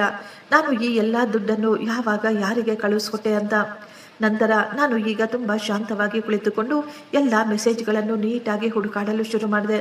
ನಾನು ನೋಡ್ತಾ ಇದ್ದೆ, ಎಷ್ಟೋ ಬಾರಿ ಪಾಸ್ವರ್ಡ್ಗಳು, OTPಗಳು ಸಹ ಬಂದಿದ್ವು. ಆದರೆ ಇವೆಲ್ಲವೂ ಬೇರೆ ಇನ್ನೊಂದು ಫೋಲ್ಡರ್ನಲ್ಲಿತ್ತು. ನಾನು ಯಾವತ್ತೂ ಅದರ ಬಗ್ಗೆ ಗಮನನೇ ಕೊಟ್ಟಿರಲಿಲ್ಲ. ಸರಿಯಾಗಿ ಹೇಳಬೇಕು ಅಂದರೆ ಅದು ನನ್ನ ಮೊಬೈಲ್ನಲ್ಲಿ ಬೇರೆ ಫೋಲ್ಡರ್ನಲ್ಲಿಗಿತ್ತು. ಅದು ಯಾವತ್ತೂ ಮೇಲೆ ನನಗೆ ಕಾಣಿಸ್ಲೇ ಇಲ್ಲ. ಆ ಫೋಲ್ಡರ್ಗೆ ಸ್ಪೆಷಲ್ ಮೆಸೇಜ್ ಎಂದು ಹೆಸರನ್ನು ಸಹ ಇಡಲಾಗಿತ್ತು. ನಾನು ಅದನ್ನು ಓಪನ್ ಮಾಡಿ ನೋಡಿದಾಗ ಅದರಲ್ಲಿ ಎಷ್ಟೊಂದು ಬ್ಯಾಂಕ್ ಅಲರ್ಟ್ಸ್ ಕೂಡ ಇದ್ವು. ನಾನು ಇದನ್ನು ಯಾವತ್ತೂ ಮಾಡಿರಲಿಲ್ಲ. ಯಾರೋ ನನ್ನ ಮೊಬೈಲನ್ನು ತೆಗೆದುಕೊಂಡು ನನಗೆ ಗೊತ್ತಿಲ್ಲದೆ ಈ ಎಲ್ಲ ಸೆಟ್ಟಿಂಗ್ಸ್ ಆನ್ ಮಾಡಿ ಇಟ್ಟಿದ್ರು. ನನಗೆ ನನ್ನ ಬ್ಯಾಂಕಿನ ಮೆಸೇಜ್ಗಳು ಕಾಣಿಸಬಾರದು ಅಂತ. ಈಗ ನನ್ನ ಕಣ್ಣ ಮುಂದೆ ಕತ್ತಲು ಆವರಿಸಿತ್ತು. ನನಗೆ ಏನೂ ಅರ್ಥವಾಗಲಿಲ್ಲ. ಇಷ್ಟಕ್ಕೂ ಇದೆಲ್ಲ ಯಾವಾಗ ಹೇಗೆ ನಡೆದೋಯಿತು ಅಂತ. ಈಗ ರಾತ್ರಿ ಆಗ್ತಾ ಇತ್ತು. ಮನೆ ಪೂರ್ತಿಯಾಗಿ ಕತ್ತಲಾಗಿ ಬಿಟ್ಟಿತ್ತು. ಆದರೆ ನಾನು ಎದ್ದು ಲೈಟ್ ಕೂಡ ಹಾಕಲಿಲ್ಲ. ನಾನು ಕೇವಲ ಯೋಚಿಸ್ತಾ ಇದ್ದೆ. ಆಗಲೇ ನನ್ನ ಫೋನ್ ರಿಂಗ್ ಆಗಿತ್ತು. ನನ್ನ ಮಗ ಫೋನ್ ಮಾಡ್ದ. ನಾನು ಫೋನ್ ಅಟೆಂಡ್ ಮಾಡಿ ತುಂಬ ಶಾಂತವಾಗಿ ಅವನ ಜೊತೆ ಮಾತನಾಡಲು ಪ್ರಯತ್ನ ಪಡ್ತಾ ಇದ್ದೆ. ನಾನು ನಗುತ್ತಲೇ ಹೇಳು ಮಗ ಅಂತ ಕೇಳಿದಾಗ ಶರತ್ ತುಂಬ ಕೋಪವಾಗಿ, ಅಮ್ಮ, ಇದೆಲ್ಲ ಏನು? ನೀನು ಏರ್ಪೋರ್ಟಿಂದ ಎಲ್ಲಿಗೆ ಊರಿಗೆ ಹೊರಟು ಹೋದೆ. ನಾವು ನಿಮ್ಮನ್ನು ಎಲ್ಲ ಕಡೆ ಹುಡುಕಾಡಿದ್ವಿ. ನಿಮ್ಮಿಂದ ನಮ್ಮ ಟ್ರಿಪ್ಪು ಸಹ ಕ್ಯಾನ್ಸಲ್ ಆಗೋಯ್ತು. ನಾನು ತುಂಬಾ ಶಾಂತವಾಗಿ ಹೇಳಿದೆ, ಮಗ, ನನಗೆ ಸ್ವಲ್ಪ ಆರೋಗ್ಯ ಸರಿ ಇಲ್ಲ ಅಂತ ಅನ್ನಿಸ್ತಾ ಇತ್ತು. ಆದ್ದರಿಂದಲೇ ನಾನು ಮನೆಗೆ ವಾಪಸ್ ಬಂದ್ಬಿಟ್ಟೆ. ಅಮ್ಮ, ನಿಮಗೆ ಅಷ್ಟೊಂದು ಆರೋಗ್ಯ ಸರಿ ಇಲ್ದಿದ್ರೆ ನೀವು ನಮಗೆ ಯಾಕೆ ಹೇಳಲಿಲ್ಲ? ನಾವು ಎಷ್ಟೊತ್ತು ಅಲ್ಲೇ ನಿಂತುಕೊಂಡು ನಿಮಗಾಗಿ ಕಾಯ್ತಾ ಇದ್ವಿ ಗೊತ್ತಾ? ನಾನು ತಕ್ಷಣ ಹೇಳಿದೆ, ಸಾರಿ ಮಗ, ಆದರೆ ನನ್ನಿಂದ ಬರಲು ಸಾಧ್ಯವಿಲ್ಲ. ನೀವಿಬ್ಬರೂ ಆರಾಮವಾಗಿ ಹೋಗಿ ಬನ್ನಿ. ನನ್ನ ಮಗ ತುಂಬಾ ಕೋಪವಾಗಿ, ಅಮ್ಮ, ನೀನು ಯಾವಾಗ್ಲೂ ಇದೇ ರೀತಿ ನಾಟಕ ಶುರು ಮಾಡ್ತೀಯಾ? ನೀನು ಯಾವಾಗ್ಲೂ ಅಂದುಕೊಳ್ತಾ ಇರ್ತೀಯಾ ನಿನ್ನನ್ನೇ ಸ್ಪೆಷಲ್ ಆಗಿ ನೋಡಿಕೊಳ್ಬೇಕು ಅಂತ. ಆದ್ರೆ ಹೋದ್ರೆ ಹೋಗ್ಲಿ ಬಿಡಿ, ನಿಮ್ಮ ಜೊತೆ ಮಾತನಾಡೋದೇ ವೇಸ್ಟು. ನಾವು ನಾಳೆ ಬೆಳಿಗ್ಗೆ ಬೇರೆ ಫ್ಲೈಟ್ನಲ್ಲಿ ಹೊರಡುತ್ತೇವೆ. ಇನ್ನೊಂದು ಮುಖ್ಯವಾದ ವಿಷಯ, ನಿಮ್ಮ ಬ್ಯಾಂಕಿನಿಂದ ಫೋನ್ ಬಂದಿತ್ತು. ಅವರು ಹೇಳ್ತಾ ಇದ್ರು ನೀನು ನಿನ್ನ ಕಾರ್ಡ್ಗಳನ್ನು ಬ್ಲಾಕ್ ಮಾಡಿದೀಯಾ ಅಂತ. ನನಗನ್ನಿಸ್ತಾ ಇತ್ತು ನಿಮ್ಮಿಂದ ಏನಾದರೂ ತಪ್ಪಾಗಿರಬಹುದು ಅಂತ. ನೀವು ಮರೆತು ಹೋಗಬೇಡಿ, ನಾಳೆ ಬೆಳಿಗ್ಗೆ ಬ್ಯಾಂಕಿಗೆ ಹೋಗಿ ಅಲ್ಲಿ ಎಲ್ಲವನ್ನೂ ಸರಿ ಮಾಡಿ. ಈ ಮಾತು ಕೇಳಿದ ತಕ್ಷಣ ನಾನು ಶಾಕ್ ಆಗಿಬಿಟ್ಟಿದ್ದೆ. ನಾನು ತಕ್ಷಣ ಕೇಳಿದೆ, ಬ್ಯಾಂಕಿನವರು ನನ್ನ ಬಗ್ಗೆ ನಿನ್ನನ್ನು ಯಾಕೆ ಕೇಳಿದ್ರು? ಆಗ ನನ್ನ ಮಗ ಹೇಳ್ದ, ನಾನು ನನ್ನ ನಂಬರನ್ನು ನಿಮ್ಮ ಅಕೌಂಟ್ನಲ್ಲಿ ಆ್ಯಡ್ ಮಾಡಿದ್ದೇನೆ. ನೀವು ಮರೆತು ಹೋದ್ರಾ? ಎಮರ್ಜೆನ್ಸಿಯಲ್ಲಿ ಇರ್ಲಿ ಅಂತ ಜಾಯಿನ್ ಮಾಡಿದ್ನಲ್ಲ. ನಾನು ಹೋದ ವರ್ಷ ಜಾಯಿನ್ ಮಾಡಿದ್ದೆ, ನಿಮಗೂ ಕೂಡ ಹೇಳಿದ್ದೆ. ನಾನು ಅಂದುಕೊಳ್ತಾ ಇದ್ದೆ ನೀವು ಗಮನ ಕೊಡಲಿಲ್ಲ ಅಂದರೆ ಇದರ ಬಗ್ಗೆ ನನಗಾದರೂ ಮಾಹಿತಿ ಸಿಗಲಿ ಅಂತ. ಈ ಮಾತು ಕೇಳಿದ ತಕ್ಷಣ ನನ್ನ ತಲೆಯ ಮೇಲೆ ಸಿಡಿಲು ಬಿದ್ದಂತಾಗ್ಬಿಟ್ಟಿತ್ತು. ಯಾಕೆಂದ್ರೆ ನಾನು ಹೋದ ವರ್ಷ ಆ ರೀತಿ ಏನೂ ಮಾಡಿರಲಿಲ್ಲ. ಒಂದು ವೇಳೆ ಶರತ್ನ ನಂಬರ್ ನನ್ನ ಬ್ಯಾಂಕ್ ಅಕೌಂಟ್ಗೆ ಸೇರ್ಪಡೆ ಮಾಡಿದ್ರೆ ಇದರ ಅರ್ಥ ಅವನಿಗೆ ಎಲ್ಲವೂ ಗೊತ್ತು. ಅವನು ಎಲ್ಲವನ್ನೂ ನೋಡಬಹುದು. ನನ್ನ ಅಕೌಂಟ್ನಲ್ಲಿ ಎಷ್ಟು ದುಡ್ಡಿದೆ ಎಲ್ಲವೂ ಅವನಿಗೆ ಗೊತ್ತಾಗ್ತಾ ಇತ್ತು. ನಾನು ತಕ್ಷಣ ಹೇಳಿದೆ, ಆಯ್ತು ಮಗ, ನೀವು ಕ್ಷೇಮವಾಗಿ ಹೋಗಿ ಬನ್ನಿ, ನಿಮ್ಮ ಜರ್ನಿಯನ್ನು ಎಂಜಾಯ್ ಮಾಡಿ. ನನ್ನ ಮಗ ತಕ್ಷಣ ಹೇಳ್ದ, ಅಮ್ಮ, ನಾವು ಮುಂದಿನ ತಿಂಗಳು ಒಂದು ಹೊಸ ಫ್ಲಾಟ್ ಅನ್ನು ಕೊಂಡುಕೊಳ್ಳಬೇಕು ಅಂತ ಅಂದುಕೊಳ್ತಾ ಇದ್ದೀವಿ. ಕಂತು ಕಟ್ಟಲು ನಮಗೆ ಸ್ವಲ್ಪ ದುಡ್ಡಿನ ಅವಶ್ಯಕತೆ ಇದೆ. ಇದರ ಬಗ್ಗೆ ನಾನು ಬಂದ ಮೇಲೆ ನಿಮ್ಮ ಜೊತೆ ಮಾತನಾಡುತ್ತೇನೆ ಅಂತ ಹೇಳಿ ಫೋನನ್ನು ಕಟ್ ಮಾಡಿಬಿಟ್ಟ. ನಾನು ಅದೇ ಕತ್ತಲಲ್ಲಿ ಹಾಗೆಯೇ ಶಾಕ್ನಿಂದ ಕುಳಿತುಕೊಂಡಿದ್ದೆ. ಮೊದಲ ಕಂತಿಗಾಗಿ ಅವನಿಗೆ ದುಡ್ಡು ಬೇಕಾಗಿತ್ತು. ಆದರೆ ನನ್ನ ಅಕೌಂಟಿನಿಂದ ದೊಡ್ಡ ಮೊತ್ತವನ್ನು ಮೊದಲೇ ತೆಗೆಯಲಾಗಿತ್ತು. ನನ್ನ ಫೋನಿನಲ್ಲಿ ಬಚ್ಚಿಡಲಾಗಿದ್ದ ಮೆಸೇಜ್ಗಳು, ಶರತ್ನ ಫೋನ್ ನಂಬರ್ ನನ್ನ ಅಕೌಂಟ್ಗೆ ಆ್ಯಡ್ ಮಾಡಲಾಗಿರುವುದು, ಇದೆಲ್ಲವೂ ಒಂದೊಂದಾಗಿ ಈಗ ನನ್ನ ಮುಂದೆ ಬರ್ತಾ ಇತ್ತು. ಆದರೆ ಇದೆಲ್ಲದರ ಬಗ್ಗೆ ನನಗೆ ಇನ್ನೂ ನಂಬಿಕೆನೇ ಇರಲಿಲ್ಲ. ನಾನು ಇದನ್ನು ನಂಬಬಾರದು ಅಂತಾನೆ ಅಂದುಕೊಳ್ತಾ ಇದ್ದೆ. ನನ್ನ ಸ್ವಂತ ಮಗ ನನಗೆ ಮೋಸ ಮಾಡ್ತಾ ಇದ್ದಾನೆ ಅನ್ನುವ ಮಾತನ್ನು ನನಗೆ ನಂಬಲೇ ಸಾಧ್ಯವಾಗಲಿಲ್ಲ. ಮಾರನೆಯ ದಿನ ಬೆಳಿಗ್ಗೆ ನಾನು ಬೇಗ ಎದ್ದು ಪಾರ್ಕಿಗೆ ಹೋಗಿದ್ದೆ. ಅಲ್ಲಿ ನನ್ನ ಗೆಳತಿ ಶಾಂತಿ ಕೂಡ ವಾಕಿಂಗ್ ಮಾಡಲು ಬಂದಿದ್ಲು. ಅವಳು ನನ್ನನ್ನು ನೋಡಿದ ತಕ್ಷಣ ಮುಗುಳ್ನಗುತ್ತಾ ಹೇಳಿದ್ಲು, ನೀವು ಹೇಗಿದ್ದೀರಾ? ಸಿಂಗಪುರ್ನಿಂದ ಇಷ್ಟು ಬೇಗ ವಾಪಸ್ ಬಂದ್ಬಿಟ್ರಾ? ಹೇಗಿತ್ತು ನಿಮ್ಮ ಜರ್ನಿ? ನಾನು ಆಕೆಗೆ ಸುಳ್ಳು ಹೇಳಿದೆ, ಎಲ್ಲವೂ ಚೆನ್ನಾಗಿತ್ತು ಅಂತ. ಈ ಮಾತು ಹೇಳಬೇಕಾದ್ರೆ ನನ್ನ ಧ್ವನಿ ತುಂಬಾ ನಿಧಾನವಾಗಿ ಕೇಳಿಸ್ತಾ ಇತ್ತು. ಶಾಂತಿ ತಕ್ಷಣ ನನ್ನ ಕೈಯನ್ನು ಹಿಡಿದುಕೊಂಡು, ಭಾರತಿ, ಏನಾಯ್ತು ನಿಂಗೆ? ನನಗೆ ಸತ್ಯ ಹೇಳು. ನಿನ್ನ ಕಣ್ಣುಗಳು ಬೇರೆ ಏನೋ ಹೇಳ್ತಾ ಇದ್ದಾವೆ, ಆದರೆ ನೀನು ಬೇರೆ ಏನೋ ಹೇಳ್ತಾ ಇದೀಯಾ ಅಂತ ಹೇಳಿದಾಗ ಅವಳ ಮಾತು ಕೇಳಿದ ತಕ್ಷಣ ನಾನು ಜೋರಾಗಿ ಅಳಲು ಶುರು ಮಾಡಿದೆ. ಅಲ್ಲೇ ಪಾರ್ಕಿನಲ್ಲಿ ಕುಳಿತುಕೊಂಡು ನಾನು ಅವರಿಗೆ ಎಲ್ಲ ಸತ್ಯ ಹೇಳಿಬಿಟ್ಟೆ. ಶಾಂತಿ ನನ್ನನ್ನು ತಬ್ಬಿಕೊಂಡು ಹೇಳಿದ್ಲು, ಭಾರತಿ, ಈ ಸಮಯದಲ್ಲಿ ನಿನಗೆ ಬೇರೆಯವರ ಸಹಾಯ ತುಂಬಾ ಮುಖ್ಯ. ಯಾಕೆಂದ್ರೆ ಇದೆಲ್ಲ ತುಂಬಾ ಗಂಭೀರವಾದ ವಿಷಯಗಳು. ನನಗೆ ಮೊಬೈಲ್ ಟೆಕ್ನಿಷಿಯನ್ ಒಬ್ಬ ಹುಡುಗ ಚೆನ್ನಾಗಿ ಪರಿಚಯ. ಅವನ ಹೆಸರು ಸಂಜಯ್, ತುಂಬಾ ಒಳ್ಳೆಯ ಹುಡುಗ. ನೀನು ಈ ದಿನವೇ ಅವನನ್ನು ಭೇಟಿ ಮಾಡು. ನೀನು ಅವನಿಗೆ ನಿನ್ನ ಫೋನನ್ನು ತೋರಿಸು. ಇನ್ನೊಂದು ಮುಖ್ಯವಾದ ವಿಷಯ, ಸತ್ಯ ಏನು ಅಂತ ಗೊತ್ತಾಗುವವರೆಗೂ ಈ ವಿಷಯ ಯಾರಿಗೂ ಹೇಳ್ಬೇಡ. ನಿನ್ನ ಮಗನಿಗೂ ಕೂಡ ಸೈಲೆಂಟ್ ಆಗಿ ಎಲ್ಲ ನೋಡಿ ನೀಟಾಗಿ ಅರ್ಥ ಮಾಡಿಕೋ ಅಂತ ಹೇಳಿದಾಗ ನಾನು ಸೈಲೆಂಟ್ ಆಗಿ ತಲೆ ಆಡಿಸಿದೆ ಅಷ್ಟೇ. ನಾನು ತಕ್ಷಣ ಟ್ಯಾಕ್ಸಿ ಮಾಡಿಕೊಂಡು ಸಂಜಯ್ ಅವರನ್ನು ಭೇಟಿ ಮಾಡಲು ಅವರ ಅಡ್ರೆಸ್ಗೆ ಹೋದೆ. ಮಾಲ್ನಲ್ಲಿ 2ನೇ ಫ್ಲೋರ್ನಲ್ಲಿ ಮೊಬೈಲ್ ಶೋರೂಮ್ ಇತ್ತು. ಅಲ್ಲಿಗೆ ಹೋದಾಗ ನಾನು ಕೇಳಿದೆ, ಸಂಜಯ್ ಅವರನ್ನು ಭೇಟಿ ಆಗಬೇಕಾಗಿತ್ತು ಅಂತ. ಆ ಹುಡುಗ ಹೇಳ್ದ, ಮೇಡಮ್, ನಾನೇ ಸಂಜಯ್, ಏನಾಗಬೇಕಾಗಿತ್ತು? ಮಗ, ನಿನ್ನ ಜೊತೆ ಪರ್ಸನಲ್ ಆಗಿ ಮಾತನಾಡಬೇಕು ಅಂತ ಹೇಳಿದಾಗ ಅವನು ನನ್ನನ್ನು ಪಕ್ಕಕ್ಕೆ ಕರೆದುಕೊಂಡು ಹೋದ. ನಾನು ತಕ್ಷಣ ನನ್ನ ಫೋನನ್ನು ಅವನಿಗೆ ತೋರಿಸಿ ಎಲ್ಲ ವಿಷಯ ಹೇಳಿಬಿಟ್ಟೆ. ಅವನು ತುಂಬಾ ಗಮನವಿಟ್ಟು ನನ್ನ ಮಾತು ಕೇಳಿಸಿಕೊಳ್ಳುತ್ತಾ, ಮೇಡಮ್, ನಿಮ್ಮ ಫೋನನ್ನು ನನ್ನ ಕೈಗೆ ಕೊಡಿ, ನಾನು ಈಗಲೇ ಎಲ್ಲ ಚೆಕ್ ಮಾಡ್ತೀನಿ ಅಂತ ಹೇಳ್ದ. ನಾನು ನನ್ನ ಫೋನನ್ನು ಕೊಟ್ಟಾಗ ಅವನು ಕಂಪ್ಯೂಟರ್ಗೆ ಕನೆಕ್ಟ್ ಮಾಡಿ ತುಂಬಾ ಸಮಯ ಕೆಲಸ ಮಾಡ್ತಾ ಇದ್ದ. ಆ ಹುಡುಗ ನನ್ನನ್ನೇ ನೋಡುತ್ತಾ ಗಂಭೀರವಾಗಿ ಹೇಳ್ದ, ಮೇಡಮ್, ನಿಮ್ಮ ಫೋನಿನಲ್ಲಿ 3 ವಿಷಯಗಳಿವೆ. ಅವುಗಳು ನಿಮ್ಮ ಫೋನಿನಲ್ಲಿ ಇರಲೇಬಾರದಾಗಿತ್ತು. ಮೊದಲನೆಯದು ಸೀಕ್ರೆಟ್ ಆ್ಯಪ್. ಇದು ನಿಮ್ಮ ಎಲ್ಲ ಮೆಸೇಜ್ಗಳನ್ನು ಬೇರೆಯವರ ನಂಬರ್ಗೆ ಕಳುಹಿಸುತ್ತೆ. ಇನ್ನೊಂದು ಸ್ಕ್ರೀನ್ ರೆಕಾರ್ಡಿಂಗ್ ಸಾಫ್ಟ್ವೇರ್. ಇದು ನಿಮ್ಮ ಫೋನಿನಲ್ಲಿ ನೀವು ಏನ್ ಮಾಡ್ತಿರೋ ಎಲ್ಲವನ್ನು ರೆಕಾರ್ಡ್ ಮಾಡಿ ಇನ್ನೊಂದು ನಂಬರ್ಗೆ ಸೆಂಡ್ ಮಾಡುತ್ತೆ. 3ನೇದಾಗಿ ಒಂದು ಆ್ಯಪ್ ಇನ್ಸ್ಟಾಲ್ ಮಾಡಲಾಗಿದೆ. ಅದನ್ನು ಮಾಡಿದವರು ತುಂಬಾ ದೂರ ಕುಳಿತು ಕೂಡ ನಿಮ್ಮ ಫೋನಿನ ಎಲ್ಲವನ್ನು ನೋಡಬಹುದು. ಅಷ್ಟು ಮಾತ್ರವಲ್ಲ, ಅವರು ನಿಮ್ಮ ಫೋನನ್ನು ಅವರಿಗೆ ಬೇಕಾದ ಹಾಗೆ ಉಪಯೋಗಿಸಿಕೊಳ್ಳಬಹುದು. ಈ ಎಲ್ಲ ಆ್ಯಪ್ಗಳನ್ನು ಕೆಲವು ತಿಂಗಳ ಮೊದಲೇ ನಿಮ್ಮ ಮೊಬೈಲ್ನಲ್ಲಿ ಇನ್ಸ್ಟಾಲ್ ಮಾಡಲಾಗಿದೆ. ಈ ಮಾತು ಕೇಳಿದ ತಕ್ಷಣ ನನ್ನ ಉಸಿರೇ ನಿಂತಂತೆ ಆಗ್ಬಿಟ್ಟಿತ್ತು. ನಾನು ತಕ್ಷಣ ಹೇಳಿದೆ, ಮಗ ಇದೆಲ್ಲ ಹೇಗೆ ಸಾಧ್ಯ? ಅವರು ಹೇಳಿದರು, ಮೇಡಮ್ ನಿಮ್ಮ ಫೋನನ್ನು ಬೇರೆಯವರು ತೆಗೆದುಕೊಂಡಾಗ ಮಾತ್ರ ಇವುಗಳನ್ನು ಮಾಡಲು ಸಾಧ್ಯ. ಯಾರೋ ಬೇಕಂತಲೇ ನಿಮ್ಮ ಫೋನಿನಲ್ಲಿ ಆ್ಯಪ್ಗಳನ್ನು ಇನ್ಸ್ಟಾಲ್ ಮಾಡಿದ್ದಾರೆ. ತಪ್ಪಾಗಿ ಇನ್ಸ್ಟಾಲ್ ಆಗಲು ಸಾಧ್ಯವೇ ಇಲ್ಲ. ಅವರ ಮಾತು ಕೇಳಿ ನನ್ನ ಕಣ್ಣಿಂದ ನೀರು ಬರಲು ಶುರುವಾಯಿತು. ನನಗೆ ಎಲ್ಲವೂ ನೆನಪಿಗೆ ಬರ್ತಾ ಇತ್ತು. ಕೆಲವು ತಿಂಗಳ ಹಿಂದೆ ಶರತ್ ಹೇಳ್ದ, ಅಮ್ಮ ನಿಮ್ಮ ಫೋನ್ ತುಂಬಾ ಸ್ಲೋ ಆಗಿ ವರ್ಕ್ ಆಗ್ತಾ ಇದೆ, ಇದರಲ್ಲಿ ಸ್ಟೋರೇಜ್ ಫುಲ್ ಆಗಿರಬೇಕು, ನನಗೆ ಕೊಡಿ, ನಾನು ಸ್ಟೋರೇಜ್ ಖಾಲಿ ಮಾಡಿ ಕೊಡ್ತೀನಿ, ನಿಮ್ಮ ಫೋನನ್ನು ಸರಿ ಮಾಡಿಸ್ತೀನಿ ಅಂತ. ಅವನ ಮಾತು ಕೇಳಿ ನಾನು ನನ್ನ ಫೋನನ್ನು ಅವನ ಕೈಗೆ ಕೊಟ್ಟಿದ್ದೆ. ಆ ದಿನ ತುಂಬಾ ಸಮಯ ಅವನು ನನ್ನ ಫೋನ್ ತನ್ನ ಬಳಿಯೇ ಇಟ್ಕೊಂಡಿದ್ದ. ಸಂಜಯ್ ಹೇಳ್ತಾ ಇದ್ರು, ಆಂಟಿ ನಾನು ನಿಮಗೆ ಒಂದು ಚಿಕ್ಕ ಸಲಹೆ ಕೊಡ್ತೀನಿ. ನೀವು ಈಗಲೇ ನಿಮ್ಮ ಫೋನನ್ನು ರೀಸೆಟ್ ಮಾಡಿ, ಇದರಲ್ಲಿ ಎಲ್ಲವನ್ನು ಅಳಿಸಿ ಹಾಕ್ಬಿಡಿ. ಬೇಡ ಅಂದರೆ ನೀವು ಇನ್ನೊಂದು ಹೊಸ ಫೋನ್ ಕೊಂಡುಕೊಂಡು ಆ ಫೋನಿನಿಂದ ನಿಮ್ಮ ಎಲ್ಲ ಬ್ಯಾಂಕ್ ಕೆಲಸವನ್ನು ಮಾಡಿಕೊಳ್ಳಿ. ಇನ್ನೊಂದು ಮುಖ್ಯವಾದ ವಿಷಯ, ನೀವು ತಕ್ಷಣ ಯಾರಾದರೂ ಒಳ್ಳೆಯ ವಕೀಲರನ್ನು ಭೇಟಿ ಮಾಡಿ. ಯಾಕೆಂದರೆ ಇದೆಲ್ಲ ಸೈಬರ್ ಮೋಸಗಳು, ಇದೆಲ್ಲ ನಿಮ್ಮ ಪರಿವಾರದ ಒಳಗೆ ನಡೀತಾ ಇದ್ದಾವೆ. ಆದ್ದರಿಂದ ಇವೆಲ್ಲವೂ ತುಂಬ ಡೇಂಜರಸ್. ನಾನು ಅವನ ಮಾತು ಕೇಳಿ ತಲೆಯಾಡಿಸಿದೆ. ಸಂಜಯ್ ನನ್ನ ಫೋನನ್ನು ರೀಸೆಟ್ ಮಾಡಿಕೊಟ್ರು. ಈಗ ಎಲ್ಲವೂ ಕ್ಲಿಯರ್ ಆಗಿ ಬಿಟ್ಟಿತ್ತು. ನಾನು ಆತನಿಗೆ ಥ್ಯಾಂಕ್ಸ್ ಹೇಳಿ ಸ್ವಲ್ಪ ದುಡ್ಡು ಕೊಟ್ಟು ಅಲ್ಲಿಂದ ಬಂದುಬಿಟ್ಟೆ. ನನ್ನ ಕೈಯಲ್ಲಿ ಎಲ್ಲ ಆಧಾರಗಳಿದ್ವು. ನಾನು ಈಗ ಪೂರ್ತಿ ಮಾಹಿತಿಯನ್ನು ಕಲೆ ಹಾಕಬೇಕಾಗಿತ್ತು. ಸಾಯಂಕಾಲ ನಾನು ಮನೆಗೆ ಬಂದಾಗ ನನ್ನ ಮನಸ್ಸಿನಲ್ಲಿ ಒಂದೇ ಒಂದು ವಿಷಯ ಓಡ್ತಾ ಇತ್ತು. ನಾನು ಇನ್ನೂ ಕೆಲವೊಂದು ಆಧಾರಗಳನ್ನು ಕಲೆ ಹಾಕಬೇಕು. ನಾನು ತಿಳಿದುಕೊಳ್ಬೇಕಾಗಿತ್ತು ಇಷ್ಟಕ್ಕೂ ಶರತ್ ಮತ್ತು ಪ್ರಿಯಾ ಏನು ಮಾಡ್ತಾ ಇದ್ದಾರೆ ಅಂತ.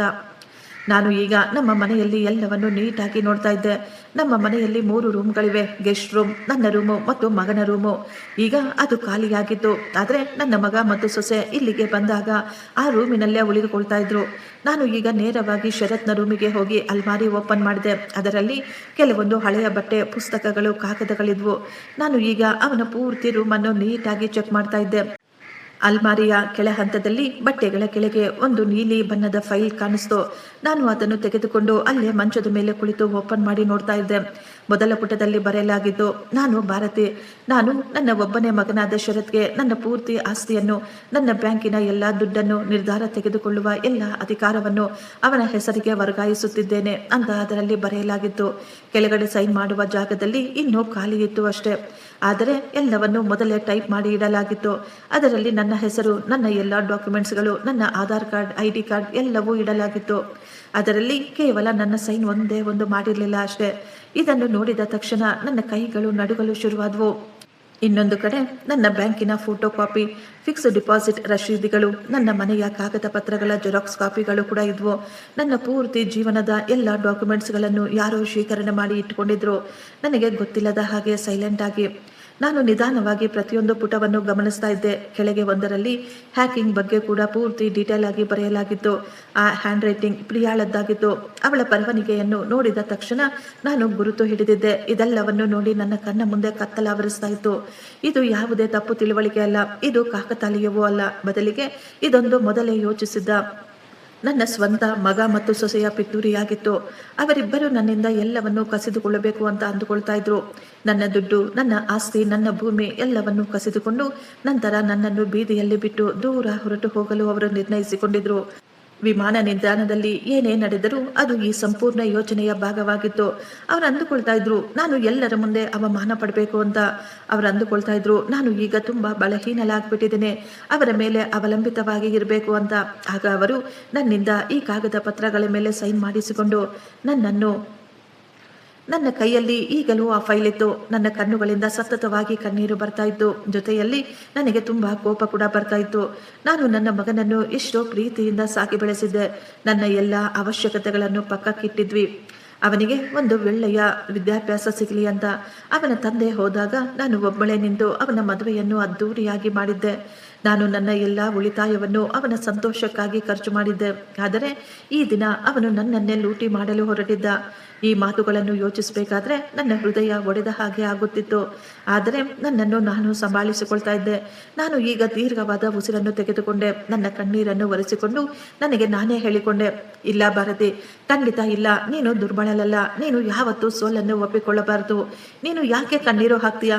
ಮೋಸ ಮಾಡಿದವರು ಅವರು ಕಣ್ಣೀರು ಹಾಕಬೇಕು ಅಂತ ಅಂದುಕೊಂಡು ನಾನು ಈಗ ನನ್ನ ಮೊಬೈಲ್ನಿಂದ ಎಲ್ಲ ಪೇಪರ್ಗಳನ್ನು ಫೋಟೋ ಹಿಡಿದುಕೊಂಡೆ. ನಾನು ಅವುಗಳನ್ನು ನನ್ನ ಡ್ರೈವ್ನಲ್ಲಿ ನೀಟಾಗಿ ಸೇವ್ ಮಾಡಿ ಮಾಡಿ ಇಟ್ಟೆ. ನಾನು ಈಗ ಸೈಲೆಂಟ್ ಆಗಿ ಆ ಫೈಲನ್ನು ಅದರ ಜಾಗದಲ್ಲಿ ವಾಪಸ್ ಇಟ್ಟುಬಿಟ್ಟೆ. ಯಾಕೆಂದರೆ ನನಗೆ ಸತ್ಯ ಗೊತ್ತಾಗಿದೆ ಅಂತ ಅವ್ರು ಯಾರಿಗೂ ಗೊತ್ತಾಗಬಾರ್ದು. ನಾನು ಮತ್ತೆ ಒಂದು ಬಾರಿ ನನ್ನ ಫೋನನ್ನು ನೀಟಾಗಿ ಚೆಕ್ ಮಾಡಿಕೊಂಡೆ. ಬ್ಯಾಂಕ್ ಆ್ಯಪ್ಗಳನ್ನು ಮತ್ತೊಮ್ಮೆ ಹೊಸದಾಗಿ ಡೌನ್ಲೋಡ್ ಮಾಡಿ ಹೊಸ ಪಾಸ್ವರ್ಡ್ಗಳನ್ನು ಇಟ್ಟುಕೊಂಡೆ.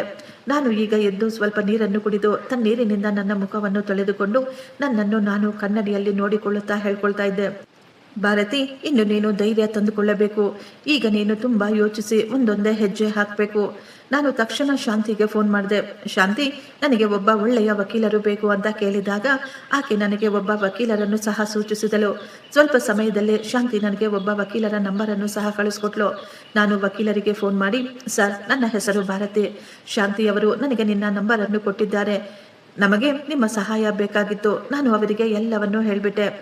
ಏರ್ಪೋರ್ಟ್ನಲ್ಲಿ ಆ ಮಾತುಗಳು, ನನ್ನ ಮೊಬೈಲ್ನಲ್ಲಿ ಇದ್ದಂತಹ ಸೀಕ್ರೆಟ್ ಆ್ಯಪ್ಗಳು ಮತ್ತು ಮಗನ ರೂಮಿನಲ್ಲಿ ಸಿಕ್ಕ ಫೈಲ್ ಎಲ್ಲವನ್ನೂ ಅವರಿಗೆ ಹೇಳಿಬಿಟ್ಟೆ. ಅವರು ಎಲ್ಲ ಮಾತುಗಳನ್ನು ನೀಟಾಗಿ ಕೇಳಿಸಿಕೊಂಡು, ಭಾರತಿ ಮೇಡಮ್, ಇದು ತುಂಬ ಗಂಭೀರವಾದ ವಿಷಯ. ನೀವು ತಕ್ಷಣ ಕೆಲವೊಂದು ಕೆಲಸಗಳನ್ನು ಮಾಡಬೇಕಾಗುತ್ತೆ. ಮೊದಲನೆಯದಾಗಿ ನೀವು ಸೈಬರ್ ಕ್ರೈಮ್ನಲ್ಲಿ ಒಂದು ಕಂಪ್ಲೇಂಟನ್ನು ರಿಜಿಸ್ಟರ್ ಮಾಡಿ. ಎರಡನೆಯದು, ನೀವು ತಕ್ಷಣ ಬ್ಯಾಂಕಿಗೆ ಹೋಗಿ ಎಲ್ಲ ಡೀಟೇಲ್ಸನ್ನು ಪಡೆದುಕೊಳ್ಳಿ. ಮೂರನೆಯದಾಗಿ, ನೀವು ನೋಟ್ರಿ ಮಾಡಿಸಬೇಕಾಗುತ್ತೆ. ನೀವು ಯಾವತ್ತೂ ಯಾರಿಗೂ ಯಾವುದೇ ರೀತಿಯ ಅಧಿಕಾರ ಕೊಟ್ಟಿಲ್ಲ ಅಂತ, ಮುಂದೆ ಕೂಡ ಯಾವತ್ತೂ ಕೊಡೋದಿಲ್ಲ ಅನ್ನುವುದನ್ನು ನೀಟಾಗಿ ಬರೆಸಿಬಿಡಿ. ನಾಲ್ಕನೆಯದಾಗಿ, ನೀವು ಮೊದಲು ನಾಳೆ ಬೆಳಿಗ್ಗೆ ನನ್ನ ಆಫೀಸ್ಗೆ ಬಂದು ಬಿಡಿ. ನಾವು ಎಲ್ಲವನ್ನು ನೀಟಾಗಿ ರೆಡಿ ಮಾಡಿಕೊಳ್ಳೋಣ. ಅವರು ನನಗೆ ತಮ್ಮ ಅಡ್ರೆಸ್ ಅನ್ನು ಕೊಟ್ಟರು. ನಾನು ಅವರಿಗೆ ಥ್ಯಾಂಕ್ಸ್ ಅಂತ ಹೇಳಿ ಮಾರನೆಯ ದಿನ ಬೆಳಿಗ್ಗೆ ಅವರನ್ನು ಮೀಟ್ ಮಾಡಲು ಅವರ ಆಫೀಸಿಗೆ ಹೋದೆ. ವಕೀಲರು ನನ್ನನ್ನು ನೋಡಿದ ತಕ್ಷಣ ಕೇಳಿದರು, ಮೇಡಮ್, ನೀವು ನನಗೆ ಎಲ್ಲ ಆಧಾರಗಳನ್ನು ತೋರಿಸಿ. ನಾನು ಫೋನನ್ನು ತೆಗೆದು ನಿನ್ನೆ ಹಿಡಿದ ಎಲ್ಲ ಫೋಟೋಗಳನ್ನು ಅವರಿಗೆ ತೋರಿಸಿದೆ ಮತ್ತು ನನ್ನ ಸೊಸೆ ತನ್ನ ಕೈಯಿಂದ ಬರೆದಂತಹ ಎಲ್ಲ ವಿಷಯಗಳನ್ನು ಸಹ ಅವರಿಗೆ ತೋರಿಸಿದೆ. ಬ್ಯಾಂಕ್ ಸ್ಟೇಟ್ಮೆಂಟ್ಗಳು ಮತ್ತು ಮೊಬೈಲ್ ರಿಪೇರಿ ಮಾಡಿಸಿದ ವಿವರಗಳನ್ನು ಸಹ ತೋರಿಸಿಕೊಟ್ಟೆ. ಅವರು ಎಲ್ಲವನ್ನು ನೀಟಾಗಿ ನೋಡಿ, ಇದೆಲ್ಲವೂ ತುಂಬ ದೊಡ್ಡ ಆಧಾರಗಳು, ಆದರೆ ನಮಗೆ ಇನ್ನೂ ಕೆಲವೊಂದು ಆಧಾರಗಳು ಬೇಕಾಗುತ್ತವೆ.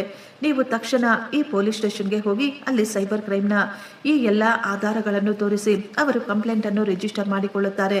ನಂತರ ನೀವು ನೇರವಾಗಿ ಬ್ಯಾಂಕಿಗೆ ಹೋಗಿ ನಿಮ್ಮ ಮ್ಯಾನೇಜರನ್ನು ಸಹ ಭೇಟಿ ಮಾಡಿ ಅವರನ್ನು ಕೇಳಿ, ನಿಮ್ಮ ಬ್ಯಾಂಕಿನಲ್ಲಿ ನಿಮ್ಮ ಜೊತೆ ಇನ್ನೊಬ್ಬರ ಹೆಸರು ನಂಬರ್ ಸೇರ್ಪಡೆಯಾಗಿದೆಯಾ ಅಂತ.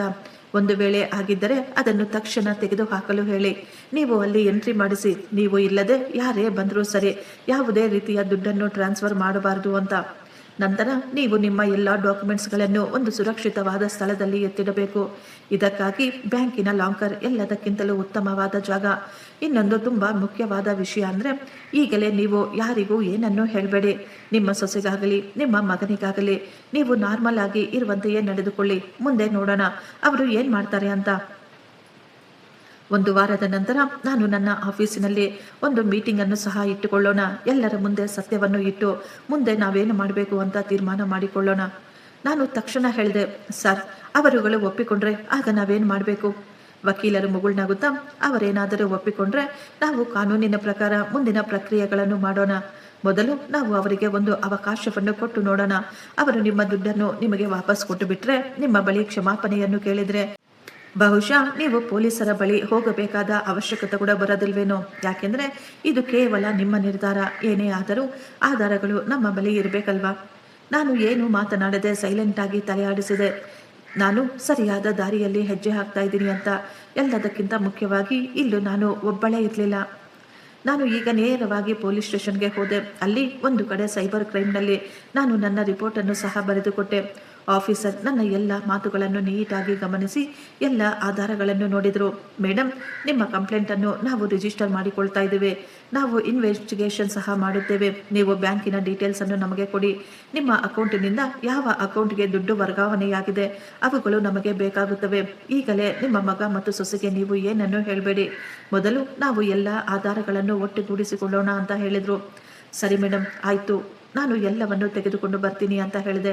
ಅವರು ನನಗೆ ಒಂದು ಕಂಪ್ಲೇಂಟ್ ನಂಬರನ್ನು ಸಹ ಕೊಟ್ಟರು. ನಾನು ಅದನ್ನು ನನ್ನ ಮೊಬೈಲ್ನಲ್ಲಿ ಸೇವ್ ಮಾಡಿಕೊಂಡು ನಂತರ ಅಲ್ಲಿಂದ ನಾನು ನೇರವಾಗಿ ಬ್ಯಾಂಕಿಗೆ ಹೋದೆ.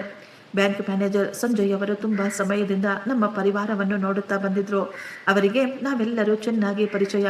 ನಾನು ಈಗ ನೇರವಾಗಿ ಅವರ ಬಳಿಯೇ ಹೋದೆ. ಅವರು ನನ್ನನ್ನು ನೋಡಿದ ತಕ್ಷಣ ಮುಗುಳ್ನಗುತ್ತಾ, ಭಾರತಿ ಮೇಡಮ್, ನೀವು ಹೇಗಿದ್ದೀರಾ? ಬನ್ನಿ ಬನ್ನಿ ಕುಳಿತುಕೊಳ್ಳಿ ಅಂತ ಹೇಳಿದರು. ಸಂಜಯ್ ಸರ್, ನಾನು ನಿಮ್ಮ ಬಳಿ ತುಂಬ ಮುಖ್ಯವಾಗಿ ಮಾತನಾಡಬೇಕಾಗಿತ್ತು ಅಂತ ಹೇಳುತ್ತಾ ನಾನು ಅವರಿಗೆ ಎಲ್ಲ ವಿವರಗಳನ್ನು ನೀಟಾಗಿ ವಿವರಿಸಿದೆ. ನನ್ನ ಮಾತು ಕೇಳಿ ಅವರ ಮುಖ ತುಂಬ ಗಂಭೀರವಾಗಿ ಬದಲಾಗಿ ಬಿಡಿತು. ಅವರು ತಕ್ಷಣ ಹೇಳಿದರು, ಮೇಡಮ್, ನಿಮ್ಮ ಜೊತೆ ಇದೆಲ್ಲ ತುಂಬ ತಪ್ಪು ನಡೀತಾ ಇದೆ. ನೀವು ಚಿಂತೆ ಮಾಡಬೇಡಿ. ನಾನು ಈ ಕ್ಷಣವೇ ನಿಮ್ಮ ಅಕೌಂಟಿನಿಂದ ಶರತ್ನ ನಂಬರನ್ನು ತೆಗೆದು ಹಾಕುತ್ತೇನೆ. ಅಷ್ಟು ಮಾತ್ರವಲ್ಲ, ನಿಮ್ಮ ಅಕೌಂಟ್ನಲ್ಲಿ ಮುಖ್ಯವಾದ ನೋಟನ್ನು ಸಹ ಭರಿಸುತ್ತೇನೆ. ಏನೇ ಮಾಡಬೇಕಾದರೂ ನೀವು ಖುದ್ದು ಇದ್ದಾಗ ಮಾತ್ರ ನಡೆಯಬೇಕು ಅಂತ. ನೀವು ಸ್ವಲ್ಪ ಸಮಯ ವೆಯ್ಟ್ ಮಾಡಿ. ನಿಮ್ಮ ಅಕೌಂಟ್ನಲ್ಲಿ ನಡೆದ ಎಲ್ಲ ಟ್ರಾನ್ಸಾಕ್ಷನ್ಗಳನ್ನು ನಾನು ನಿಮಗೆ ಕೊಡುತ್ತೇನೆ. ಅದರಲ್ಲಿ ಎಲ್ಲವೂ ಗೊತ್ತಾಗುತ್ತೆ. ನಿಮ್ಮ ಅಕೌಂಟ್ನಿಂದ ಯಾವ ಅಕೌಂಟ್ಗಳಿಗೆ ದುಡ್ಡು ಹೋಗಿದೆ ಅಂತ. ನಾನು ಅವರಿಗೆ ತುಂಬ ಹೃದಯದಿಂದ ಧನ್ಯವಾದಗಳನ್ನು ಹೇಳಿದೆ. ಥ್ಯಾಂಕ್ ಯು ಸರ್, ನೀವು ನನಗೆ ತುಂಬ ದೊಡ್ಡ ಉಪಕಾರವನ್ನು ಮಾಡ್ತಾ ಇದ್ದೀರಾ. ಮೇಡಮ್, ಇದು ಉಪಕಾರವಲ್ಲ, ಇದು ನಮ್ಮ ಕರ್ತವ್ಯ.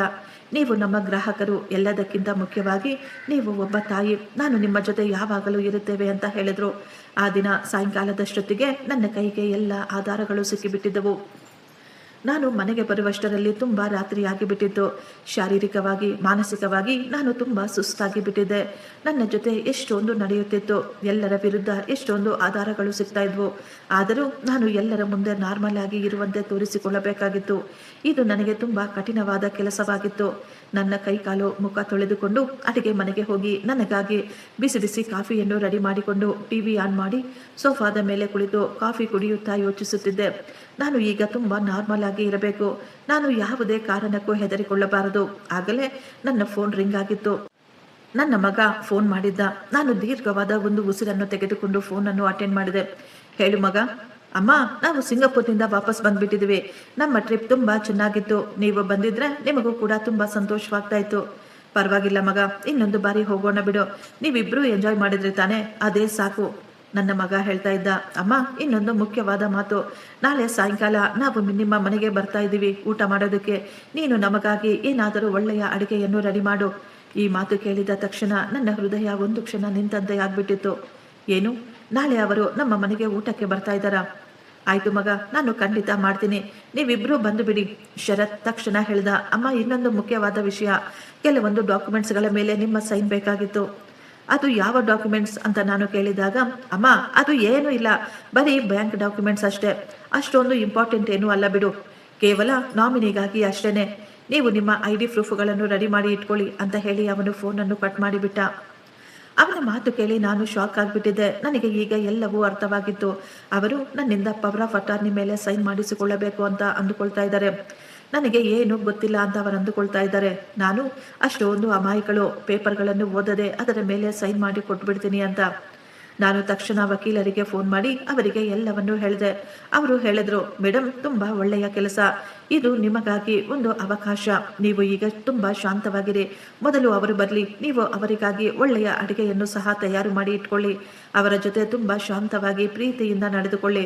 ಅವರು ಕಾಗದ ಪತ್ರಗಳನ್ನು ಹೊರತೆಗೆದಾಗ ನೀವು ಅವರಿಗೆ ಹೇಳಿ, ಮೊದಲು ನಾನು ಇದನ್ನು ಓದಬೇಕು ಅಂತ. ಆ ಸಮಯದಲ್ಲಿ ಅವರೇನಾದರೂ ನಿಮ್ಮ ಮೇಲೆ ಒತ್ತಡ ಹಾಕಲು ಪ್ರಯತ್ನ ಪಟ್ಟರೆ ನೀವು ಅವರಿಗೆ ಹೇಳಿಬಿಡಿ, ಈ ಸಮಯದಲ್ಲಿ ನನಗೆ ತುಂಬ ಹುಷಾರಿಲ್ಲ, ನನಗೆ ಸುಸ್ತಾಗ್ತಾ ಇದೆ. ನಾಳೆ ನಾವು ಬ್ಯಾಂಕಿಗೆ ಹೋದಾಗ ಅಲ್ಲೇ ನೇರವಾಗಿ ಸಿಗ್ನೇಚರ್ ಮಾಡ್ತೀನಿ ಅಂತ. ಆ ರೀತಿ ಸ್ವಲ್ಪ ನಿಮಗೆ ಸಮಯಾವಕಾಶ ಕೂಡ ಸಿಗುತ್ತೆ. ಮಾರನೆಯ ದಿನ ನಾವೆಲ್ಲರೂ ಒಟ್ಟು ಸೇರೋಣ. ಆಯಿತು ಸರ್, ನೀವು ಹೇಳಿದ ಹಾಗೆ ಮಾಡ್ತೀನಿ ಅಂತ ಹೇಳಿದೆ. ಆ ರಾತ್ರಿಯೆಲ್ಲ ನನಗೆ ನಿದ್ದೆನೇ ಬರಲಿಲ್ಲ. ನಾನು ಯೋಚಿಸ್ತಾ ಇದ್ದೆ, ನನ್ನ ಮಗ ಹೇಗೆ ಇಷ್ಟೊಂದು ಬದಲಾಗ್ಬಿಟ್ಟೆ ಅಂತ. ಎಷ್ಟೊಂದು ದುಃಖ ಬರುತ್ತಿದ್ರೂ ನನಗೆ ನಾನೇ ಸಂಭಾಳಿಸಿಕೊಳ್ಳುತ್ತಾ ಹೇಳ್ಕೊಳ್ತಾ ಇದ್ದೆ. ನಾಳೆ ನಾನು ಎಲ್ಲರ ಮುಂದೆ ತುಂಬ ಶಾಂತವಾಗಿರುವಂತೆ ಒಳ್ಳೆಯ ರೀತಿ ನಾಟಕ ಮಾಡಬೇಕು.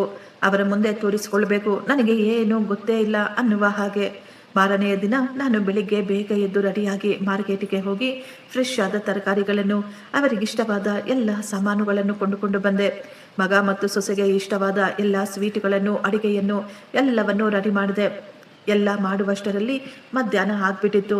ಏನೂ ನಡೆದೇ ಇಲ್ಲ ಅನ್ನುವ ರೀತಿ ನಾನು ಮನಸ್ಫೂರ್ತಿಯಾಗಿ ಎಲ್ಲ ಅಡಿಗೆಯನ್ನು ರೆಡಿ ಮಾಡಿಟ್ಟಿದ್ದೆ. ಸಾಯಂಕಾಲ ಶರತ್ ಮತ್ತು ಪ್ರಿಯಾ ಇಬ್ಬರು ಮನೆಗೆ ಬಂದರು. ಇಬ್ಬರ ಮುಖದ ಮೇಲೆ ಎಷ್ಟೊಂದು ಸಂತೋಷ ಕಾಣಿಸ್ತಾ ಇತ್ತು. ಆದರೆ ಅವರ ಕಣ್ಣುಗಳಲ್ಲಿ ಮಾತ್ರ. ನಾನು ಎಷ್ಟೋ ಆತ್ಮೀಯವಾಗಿ ಒಳಗೆ ಬನ್ನಿ ಬನ್ನಿ ಬನ್ನಿ ಕುಳಿತುಕೊಳ್ಳಿ ಅಂತ ಅವರನ್ನು ಕರೆದು ಒಳಗೆ ಕೂರಿಸಿದೆ. ಪ್ರಿಯಾ ಹೇಳ್ತಾ ಇದ್ಲು, ಅತ್ತೆ, ಮನೆಯಲ್ಲಿ ತುಂಬ ಒಳ್ಳೆಯ ಘಮಘಮ ವಾಸನೆ ಬರ್ತಾ ಇದೆ. ಇಷ್ಟಕ್ಕೂ ನೀವು ನಮಗಾಗಿ ಏನೇನು ರೆಡಿ ಮಾಡಿದ್ದೀರಾ? ನಿಮ್ಮಿಬ್ಬರಿಗೂ ಇಷ್ಟವಾದ ಎಲ್ಲವನ್ನು ಮಾಡಿಟ್ಟಿದ್ದೀನಮ್ಮ ಅಂತ ಹೇಳಿದಾಗ ನನ್ನ ಮಗ ಹೇಳ್ದ, ಅಮ್ಮ, ನೀವು ಎಷ್ಟೊಂದು ಒಳ್ಳೆಯವರು, ನಮಗಾಗಿ ಎಷ್ಟೊಂದು ಕಷ್ಟಪಡ್ತೀರಾ. ಅವರ ಮಾತು ಕೇಳಿ ಬಲವಂತವಾಗಿ ನನ್ನ ಮುಖದ ಮೇಲೆ ನಗುವನ್ನು ತರಿಸಿಕೊಳ್ಳಬೇಕಾಯಿತು. ಆದರೆ ಒಳಗೊಳಗೆ ನನಗೆ ತುಂಬ ಕೋಪ ಮತ್ತು ದುಃಖ ಕೂಡ ಆಗ್ತಾ ಇತ್ತು. ನನಗೆ ಚೆನ್ನಾಗಿ ಗೊತ್ತು ಇದೆಲ್ಲ ನಾಟಕ, ಇದೆಲ್ಲ ಸುಳ್ಳು ಅಂತ. ಆದರೂ ನಾವೆಲ್ಲರೂ ಒಟ್ಟಿಗೆ ಕುಳಿತು ಊಟ ಮಾಡಿದ್ವಿ, ನಗು ನಗುತ್ತಾ ಮಾತನಾಡಿಕೊಳ್ತಾ ಇದ್ವಿ. ನನ್ನ ತಲೆಯಲ್ಲಿ ಮಾತ್ರ ಒಂದೇ ಒಂದು ಮಾತು ಓಡ್ತಾ ಇತ್ತು, ಇವರೆಲ್ಲರೂ ನನಗೆ ಮೋಸ ಮಾಡಲು ಬಂದಿದ್ದಾರೆ ಅಂತ. ಊಟವೆಲ್ಲ ಮುಗಿದ ನಂತರ, ಅಮ್ಮ, ನಾನು ನಿನಗೆ ಹೇಳಿದ್ದೆ ಅಲ್ವಾ ಕೆಲವೊಂದು ಕಾಗದ ಪತ್ರಗಳ ಮೇಲೆ ನಿಮ್ಮ ಸೈನ್ ಬೇಕು ಅಂತ. ಹೌದು ಮಗ, ಹೇಳು, ಯಾವ ಕಾಗದ ಪತ್ರಗಳು, ನಾನು ಸೈನ್ ಮಾಡ್ತೀನಿ ಅಂತ ಹೇಳಿದಾಗ ನನ್ನ ಮಗ ಎಷ್ಟು ಸಂತೋಷದಿಂದ ಅವನು ತನ್ನ ರೂಮಿನಿಂದ ಅದೇ ನೀಲಿ ಬಣ್ಣದ ಫೈಲನ್ನು ತೆಗೆದುಕೊಂಡು ಬಂದ. ಅವನು ಅದನ್ನು ನನ್ನ ಕೈಗೆ ಕೊಟ್ಟು, ಅಮ್ಮ, ಇದು ನಾಮಿನಿಯ ಪೇಪರ್, ಇದರಲ್ಲಿ ಸೈನ್ ಮಾಡಿಬಿಡಿ ಅಂತ ಹೇಳಿದ.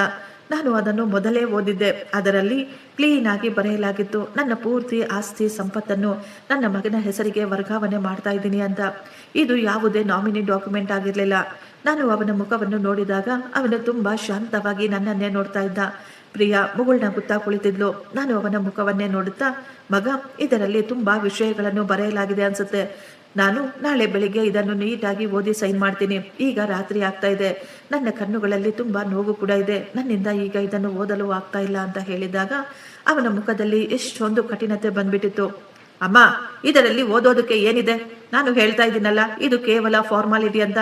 ನೀವು ಸೈಲೆಂಟ್ ಆಗಿ ಸೈನ್ ಮಾಡಿಬಿಡಿ ಅಷ್ಟೇ. ನಾನು ತಕ್ಷಣ ಹೇಳಿದೆ, ಇಲ್ಲ ಮಗ, ನಾನು ಯಾವುದೇ ಕಾಗದ ಪತ್ರಗಳನ್ನು ಓದದೆ ಸೈನ್ ಮಾಡೋದಿಲ್ಲ. ನಾನು ಒಬ್ಬ ಟೀಚರ್ ಆಗಿ ಕಣ್ಣು ಮುಚ್ಚಿಕೊಂಡು ಯಾವುದೇ ಪತ್ರಗಳ ಮೇಲೆ ಸೈನ್ ಮಾಡಿದರೆ ಹೇಗೆ ಹೇಳು? ನಾನು ಮೊದಲು ಎಲ್ಲವನ್ನು ನೀಟಾಗಿ ಓದಿ ಅರ್ಥ ಮಾಡಿಕೊಂಡ ನಂತರ ಮಾತ್ರ ಸೈನ್ ಮಾಡ್ತೀನಿ ಅಂತ ಹೇಳಿದ ತಕ್ಷಣ ಪ್ರಿಯಾ ಮಧ್ಯದಲ್ಲಿ ಮಾತನಾಡುತ್ತಾ, ಅತ್ತೆ, ಶರತ್ ಸರಿಯಾಗಿ ಹೇಳ್ತಾ ಇದ್ದಾನೆ, ಇದೆಲ್ಲವೂ ಕೇವಲ ಫಾರ್ಮಾಲಿಟೀಸ್ ಮಾತ್ರ. ನೀವು ನಿಮ್ಮ ಮಗನನ್ನು ನಂಬಿ ಸೈನ್ ಮಾಡಿಬಿಡಿ, ನಿಮಗೆ ಯಾವುದೇ ರೀತಿಯ ತೊಂದರೆ ಆಗೋದಿಲ್ಲ ಅಂತ ಹೇಳ್ತಾ ಇದ್ಲು.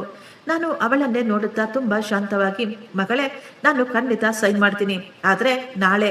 ಈ ದಿನ ತುಂಬ ಕೆಲಸ ಮಾಡಿ ನನಗೆ ತುಂಬ ಸುಸ್ತಾಗ್ಬಿಟ್ಟಿದೆ ಅಂತ ಹೇಳಿದಾಗ ಅವರು ಕೋಪದಿಂದ ನನ್ನ ಕೈಯಿಂದ ಆ ಕಾಗದ ಪತ್ರಗಳನ್ನು ತೆಗೆದುಕೊಂಡು, ಸರಿ ಆಯಿತು, ನಿಮ್ಮಿಷ್ಟ, ಆದರೆ ನಾಳೆ ಬೆಳಿಗ್ಗೆ ಇದರ ಮೇಲೆ ನೀವು ಸೈನ್ ಮಾಡಲೇಬೇಕು. ಈ ಪತ್ರಗಳ ಮೇಲೆ ನೀವು ಸೈನ್ ಮಾಡುವುದು ತುಂಬ ಮುಖ್ಯ ಅಂತ ಹೇಳಿದ್ರು. ಆಯಿತು ಮಗ, ನಾಳೆ ಬೆಳಿಗ್ಗೆ ನಾನು ಸೈನ್ ಮಾಡ್ತೀನಿ ಬಿಡು ಅಂತ ಹೇಳಿದಾಗ ಅವರು ಎದ್ದು ಹೊರಟು ಹೋದರು. ಹೋಗಬೇಕಾದ್ರೆ ಅವರಿಬ್ಬರು ತುಂಬ ಕೋಪವಾಗಿ ಅಲ್ಲಿಂದ ಹೊರಟು ಹೋದರು. ಅವರು ಹೋದ ನಂತರ ನಾನು ಬಾಗಿಲನ್ನು ನೀಟಾಗಿ ಬಂದ್ ಮಾಡಿ ಸೋಫಾದ ಮೇಲೆ ಕುಳಿತುಕೊಂಡು ಯೋಚಿಸುತ್ತಿದ್ದೆ. ನಂತರ ವಕೀಲರಿಗೆ ಫೋನ್ ಮಾಡಿ ಎಲ್ಲವನ್ನೂ ಹೇಳಿದೆ. ವಕೀಲರು ಹೇಳಿದ್ರು, ಮೇಡಮ್, ನೀವು ತುಂಬ ಒಳ್ಳೆ ಕೆಲಸ ಮಾಡಿದ್ದೀರಾ. ನಾಳೆ ನಾವು ಒಂದು ಮೀಟಿಂಗನ್ನು ಇಡೋಣ ನನ್ನ ಆಫೀಸಿನಲ್ಲಿ. ನೀವು ನಿಮ್ಮ ಮಗ ಮತ್ತು ಸೊಸೆಗೆ ಫೋನ್ ಮಾಡಿ ನಮ್ಮ ಆಫೀಸಿಗೆ ಬರಲು ಹೇಳಿಬಿಡಿ. ನೀವು ಅವರಿಗೆ ಹೇಳಿ, ಬ್ಯಾಂಕ್ ವಿಷಯದ ಬಗ್ಗೆ ನಿನ್ನ ಜೊತೆ ಮಾತನಾಡಬೇಕಾಗಿತ್ತು ಅಂತ. ವಕೀಲರು ಕೂಡ ಅಲ್ಲಿ ಇರಬೇಕು ಅಂತ ಹೇಳಿ. ಈ ಮಾತು ಕೇಳಿ ಅವರು ಖಂಡಿತ ಬರ್ತಾರೆ. ಯಾಕೆಂದರೆ ಅವರಿಗೆ ನಂಬಿಕೆ ಬರುತ್ತೆ ನೀವು ಸೈನ್ ಮಾಡೋದಕ್ಕೆ ಬರ್ತಾ ಇದ್ದೀರಾ ಅಂತ. ಆ ಸಮಯದಲ್ಲಿ ನಾವು ಅವರಿಗೆ ಎಲ್ಲ ಆಧಾರಗಳನ್ನು ತೋರಿಸೋಣ ಅಂತ ಹೇಳಿದ್ರು. ಮಾರನೆಯ ದಿನ ಬೆಳಿಗ್ಗೆ ನಾನು ಶರತ್ಗೆ ಫೋನ್ ಮಾಡಿ, ಮಗ, ನೀನು ತೋರಿಸಿದ ಕಾಗದ ಪತ್ರಗಳ ಬಗ್ಗೆ ನಾನು ಯೋಚಿಸ್ತಾ ಇದ್ದೆ. ನಾನು ಅಂದುಕೊಳ್ತಾ ಇದ್ದೆ, ನಾವು ಒಬ್ಬ ವಕೀಲರ ಮುಂದೆ ಕುಳಿತುಕೊಂಡು ಎಲ್ಲವನ್ನು ನೀಟಾಗಿ ಮಾತನಾಡಿಕೊಂಡು ಎಲ್ಲ ಪ್ರೊಸೀಜರ್ ಮಾಡೋಣ ಅಂತ. ಶರತ್ ತಕ್ಷಣ ಹೇಳಿದ, ವಕೀಲರ ಅವಶ್ಯಕತೆ ಏನಿದೆ? ಮಗ, ಇದೊಂದು ತುಂಬ ದೊಡ್ಡ ವಿಷಯ. ನನ್ನ ಪೂರ್ತಿ ಪ್ರಾಪರ್ಟಿಯ ಬಗ್ಗೆ ನಿರ್ಧಾರ ತೆಗೆದುಕೊಳ್ಳಬೇಕು ಅಂದುಕೊಳ್ತಾ ಇದ್ದೆ. ಎಲ್ಲವೂ ಕಾನೂನಿನ ಪ್ರಕಾರ ಸರಿಯಾಗಿ ನಡೆಯಬೇಕು ಅಂತ. ಆದ್ದರಿಂದ ನೀನು ಮತ್ತು ಪ್ರಿಯಾ ನಾಳೆ ಮಧ್ಯಾಹ್ನ ಈ ಅಡ್ರೆಸ್ಗೆ ಬಂದು ಬಿಡಿ. ನನ್ನ ಮಾತು ಕೇಳಿ ಶರತ್ ಸುಮ್ಮನಾಗಿ ಬಿಟ್ಟ. ಅವನು ಪ್ರಿಯಾ ಜೊತೆ ಏನೋ ಮಾತನಾಡ್ತಾ ಇದ್ದ. ನನಗೆ ಫೋನಿನಲ್ಲಿ ಅವರ ಮಾತು ಕೇಳಿಸ್ತಾ ಇತ್ತು. ನಂತರ ಅವನು, ಆಯ್ತಮ್ಮ, ನಾಳೆ ನಾವು ಬಂದುಬಿಡ್ತೀವಿ. ಇಷ್ಟಕ್ಕೂ ವಕೀಲರು ಯಾರು? ನಾನು ನಿನಗೆ ಅಡ್ರೆಸ್ ಕಳುಹಿಸಿಕೊಡ್ತಾ ಇದ್ದೀನಿ, ನೀವು ಅಲ್ಲಿಗೆ ಬಂದುಬಿಡಿ, ನೀವು ಅಲ್ಲೇ ನೋಡಿ ಅಂತ ಹೇಳಿ ಫೋನ್ ಕಟ್ ಮಾಡಿಬಿಟ್ಟೆ. ವಕೀಲರಿಗೆ ಈ ವಿಷಯವನ್ನು ಹೇಳಿದಾಗ, ಆಯಿತು ಮೇಡಮ್, ಒಳ್ಳೆಯ ಕೆಲಸ ಮಾಡಿದ್ದೀರಾ. ನಾನು ಎಲ್ಲ ತಯಾರಿ ಮಾಡಿ ಇಟ್ಟುಕೊಳ್ತೀನಿ. ನೀವು ನಿಮ್ಮ ಜೊತೆಯಲ್ಲಿ ಬ್ಯಾಂಕ್ ಮ್ಯಾನೇಜರನ್ನು ಸಹ ಕರೆಸಿ. ಅವರು ಕೂಡ ಇಲ್ಲಿದ್ದರೆ ಎಲ್ಲವೂ ಸರಿ ಹೋಗುತ್ತದೆ. ನಿಮಗೆ ಓಕೆ ಅನ್ನಿಸಿದರೆ ನಿಮ್ಮ ಗೆಳತಿಯನ್ನು ಸಹ ಇಲ್ಲಿಗೆ ಕರೆದುಕೊಂಡು ಬನ್ನಿ. ನಮ್ಮ ಬಳಿ ಎಷ್ಟು ಸಾಕ್ಷಿಗಳಿರ್ತಾರೋ ಅಷ್ಟು ನಮಗೆ ಒಳ್ಳೆಯದಾಗುತ್ತೆ ಅಂತ ಹೇಳಿದರು. ಮ್ಯಾನೇಜರ್ಗೆ ಫೋನ್ ಮಾಡಿದಾಗ ಅವರು ಹೇಳಿದರು, ಖಂಡಿತ ಬರುತ್ತೇನೆ ಮೇಡಮ್ ಅಂತ. ಶಾಂತಿಗೆ ಫೋನ್ ಮಾಡಿದಾಗ ಅವಳು ಹೇಳ್ತಾ ಇದ್ಲು, ನಾನು ಯಾವಾಗಲೂ ನಿನ್ನ ಜೊತೆ ಇರುತ್ತೇನೆ, ನೀನೇನು ಚಿಂತೆ ಮಾಡಬೇಡ ಅಂತ. ನನಗೆ ತುಂಬ ಗಾಬರಿ ಆಗ್ತಾ ಇತ್ತು. ಆದರೂ ನಾನು ಎಲ್ಲವನ್ನು ನೀಟಾಗಿ ಸಂಭಾಳಿಸುತ್ತಿದ್ದೆ.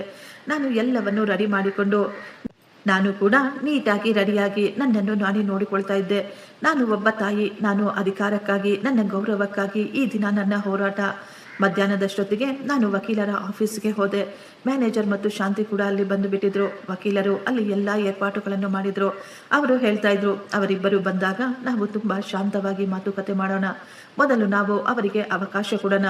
ಅವರು ತಾವಾಗಿಯೇ ಸತ್ಯವನ್ನು ಹೇಳಬೇಕು. ಒಂದು ವೇಳೆ ಅವರೇನಾದರೂ ಸತ್ಯ ಹೇಳಲಿಲ್ಲ ಅಂದ್ರೆ ಆಗ ನಾವು ಅವರ ಮುಂದೆ ಎಲ್ಲ ಆಧಾರಗಳನ್ನು ಇಡೋಣ. ಅದೇ ಸಮಯದಲ್ಲಿ ಶರತ್ ಮತ್ತು ಪ್ರಿಯಾ ಇಬ್ಬರು ಅಲ್ಲಿಗೆ ಬಂದರು. ಅವರಿಬ್ಬರ ಮುಖದ ಮೇಲೆ ಅದೆಷ್ಟೊಂದು ಸಂತೋಷ ಇತ್ತು ಅಂದ್ರೆ ಅವರಿಗೆ ಅನ್ನಿಸ್ತಾ ಇತ್ತು ಈ ದಿನ ಅವರ ಎಲ್ಲ ಪ್ಲಾನ್ಗಳು ಯಶಸ್ವಿ ಆಗ್ತವೆ, ಅವರು ಗೆದ್ದು ಬಿಡ್ತಾರೆ ಅಂತ. ಆದರೆ ಅಲ್ಲಿ ಮ್ಯಾನೇಜರ್ ಮತ್ತು ಶಾಂತಿಯನ್ನು ನೋಡಿದಾಗ ಒಂದು ಕ್ಷಣ ಅವರು ಗಾಬರಿ ಪಟ್ಟಂತೆ ಕಾಣಿಸ್ತಾ ಇತ್ತು. ಶರತ್ ತಕ್ಷಣ ಕೇಳ್ದ, ಇದೆಲ್ಲ ಇಲ್ಲಿ ಏನ್ ನಡೀತಾ ಇದೆ?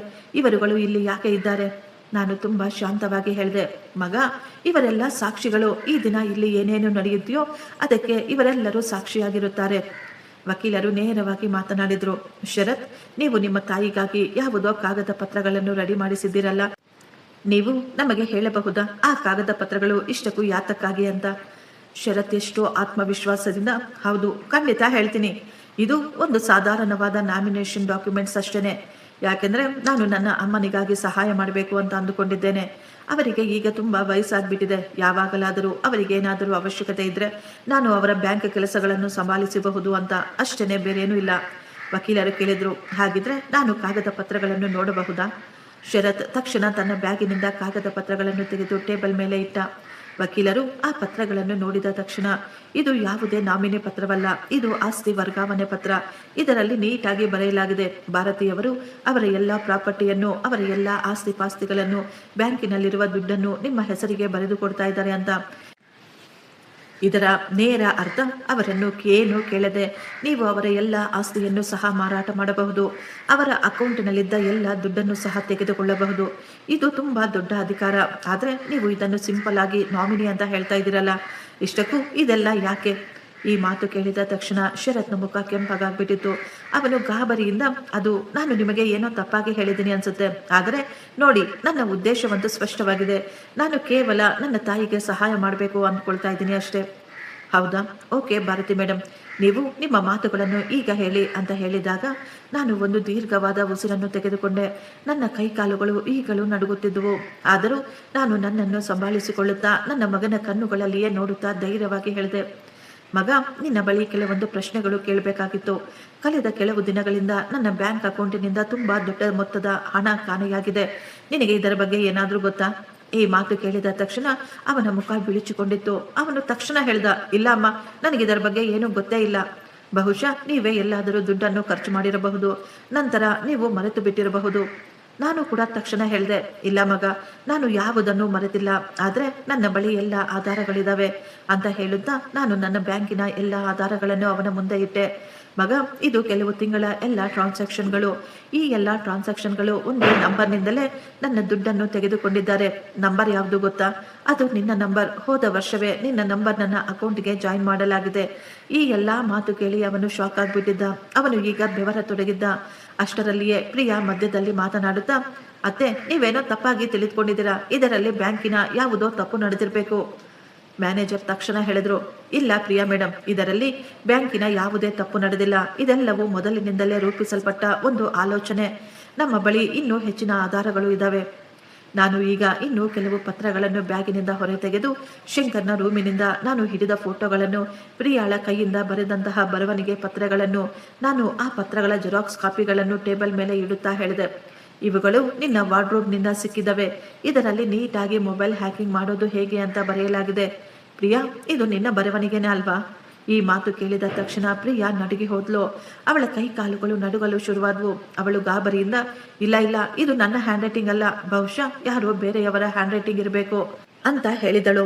ಆಗ ಶಾಂತಿ ದೇವಿಯವರು ತಕ್ಷಣ ಹೇಳಿದ್ರು, ಸುಳ್ಳು ಮಾತಾಡಬೇಡ ಪ್ರಿಯಾ, ನಿನ್ನ ಹ್ಯಾಂಡ್ ರೈಟಿಂಗ್ ನನಗೆ ಕೂಡ ಚೆನ್ನಾಗಿ ಗೊತ್ತು. ಪ್ರೋಗ್ರಾಮ್ನಲ್ಲಿ ನೀನು ಕೆಲವೊಂದು ಕಾರ್ಡ್ಗಳನ್ನು ಬರೆದುಕೊಟ್ಟಿದ್ದೆ. ಇದು ನಿನ್ನ ಬರವಣಿಗೆನೆ. ನನ್ನ ಬಳಿ ಪ್ರೂಫ್ ಕೂಡ ಇದೆ. ಆಗ ವಕೀಲರು ಹೇಳಿದ್ರು, ಭಾರತೀಯವರ ಫೋನಿನಲ್ಲಿ 3 ಸಾಫ್ಟ್ವೇರ್ ಡೌನ್ಲೋಡ್ ಮಾಡಲಾಗಿತ್ತು. ಇದರ ಕಾರಣದಿಂದಲೇ ಅವರಿಗೆ ಬ್ಯಾಂಕಿನ ಮೆಸೇಜ್ಗಳು ಯಾವುದು ತೋರಿಸ್ತಾ ಇರಲಿಲ್ಲ. ಅವರ ಮೊಬೈಲ್ನಲ್ಲಿ ಸ್ಕ್ರೀನ್ ರೆಕಾರ್ಡಿಂಗ್ ಕೂಡ ಆಗ್ತಾ ಇತ್ತು. ಯಾರೋ ಅವರ ಫೋನನ್ನು ದೂರ ಕುಳಿತು ಕಂಟ್ರೋಲ್ ಮಾಡ್ತಾ ಇದ್ರು. ಇದೆಲ್ಲವೂ ಅವರ OTPಗಳನ್ನು ಅವರಿಗೆ ಗೊತ್ತಿಲ್ಲದ ಹಾಗೆ ಕಳ್ಳತನ ಮಾಡಲು, ನಂತರ ಅವರಿಗೆ ಗೊತ್ತಿಲ್ಲದೆ ಅವರ ಅಕೌಂಟ್ನಿಂದ ದುಡ್ಡನ್ನು ಲಪಟಾಯಿಸಲು. ಇದೆಲ್ಲ ಯಾರು ಮಾಡಿದ್ದು? ನೀವೇ ಅಲ್ವಾ ಶರತ್ ಅಂತ ವಕೀಲರು ನೇರವಾಗಿ ಕೇಳಿದಾಗ ಶರತ್ ಕೋಪದಿಂದ ಜೋರಾಗಿ ಕೂಗುತ್ತಾ, ಇಲ್ಲ, ನನಗೇನು ಗೊತ್ತೇ ಇಲ್ಲ, ಇದೆಲ್ಲ ಯಾರು ಮಾಡಿದ್ರು ಅಂತ.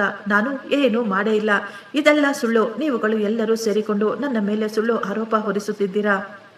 ವಕೀಲರು ತುಂಬಾ ಶಾಂತವಾಗಿ, ಓಕೆ, ನೀವು ಮಾಡಿಲ್ಲ ಅಂದ್ರೆ ನಿಮ್ಮ ಅಕೌಂಟ್ನಲ್ಲಿ ಇಷ್ಟೊಂದು ದೊಡ್ಡ ಮೊತ್ತದ ದುಡ್ಡು ಎಲ್ಲಿಂದ ಬಂತು? ನನಗೆ ನಿಮ್ಮ ಸ್ಯಾಲರಿ ಬಗ್ಗೆ ಕೂಡ ಎಲ್ಲ ಮಾಹಿತಿ ಇದೆ. ಆದರೆ ನಿಮ್ಮ ಅಕೌಂಟ್ನಲ್ಲಿ ಮಾತ್ರ ಹಲವಾರು ತಿಂಗಳಿಂದ ತುಂಬಾ ಹೆಚ್ಚಿನ ದುಡ್ಡು ಬರ್ತಾ ಇದೆ. ಇಷ್ಟಕ್ಕೂ ಈ ಎಲ್ಲ ದುಡ್ಡು ಎಲ್ಲಿಂದ ಹೇಗೆ ಬಂತು?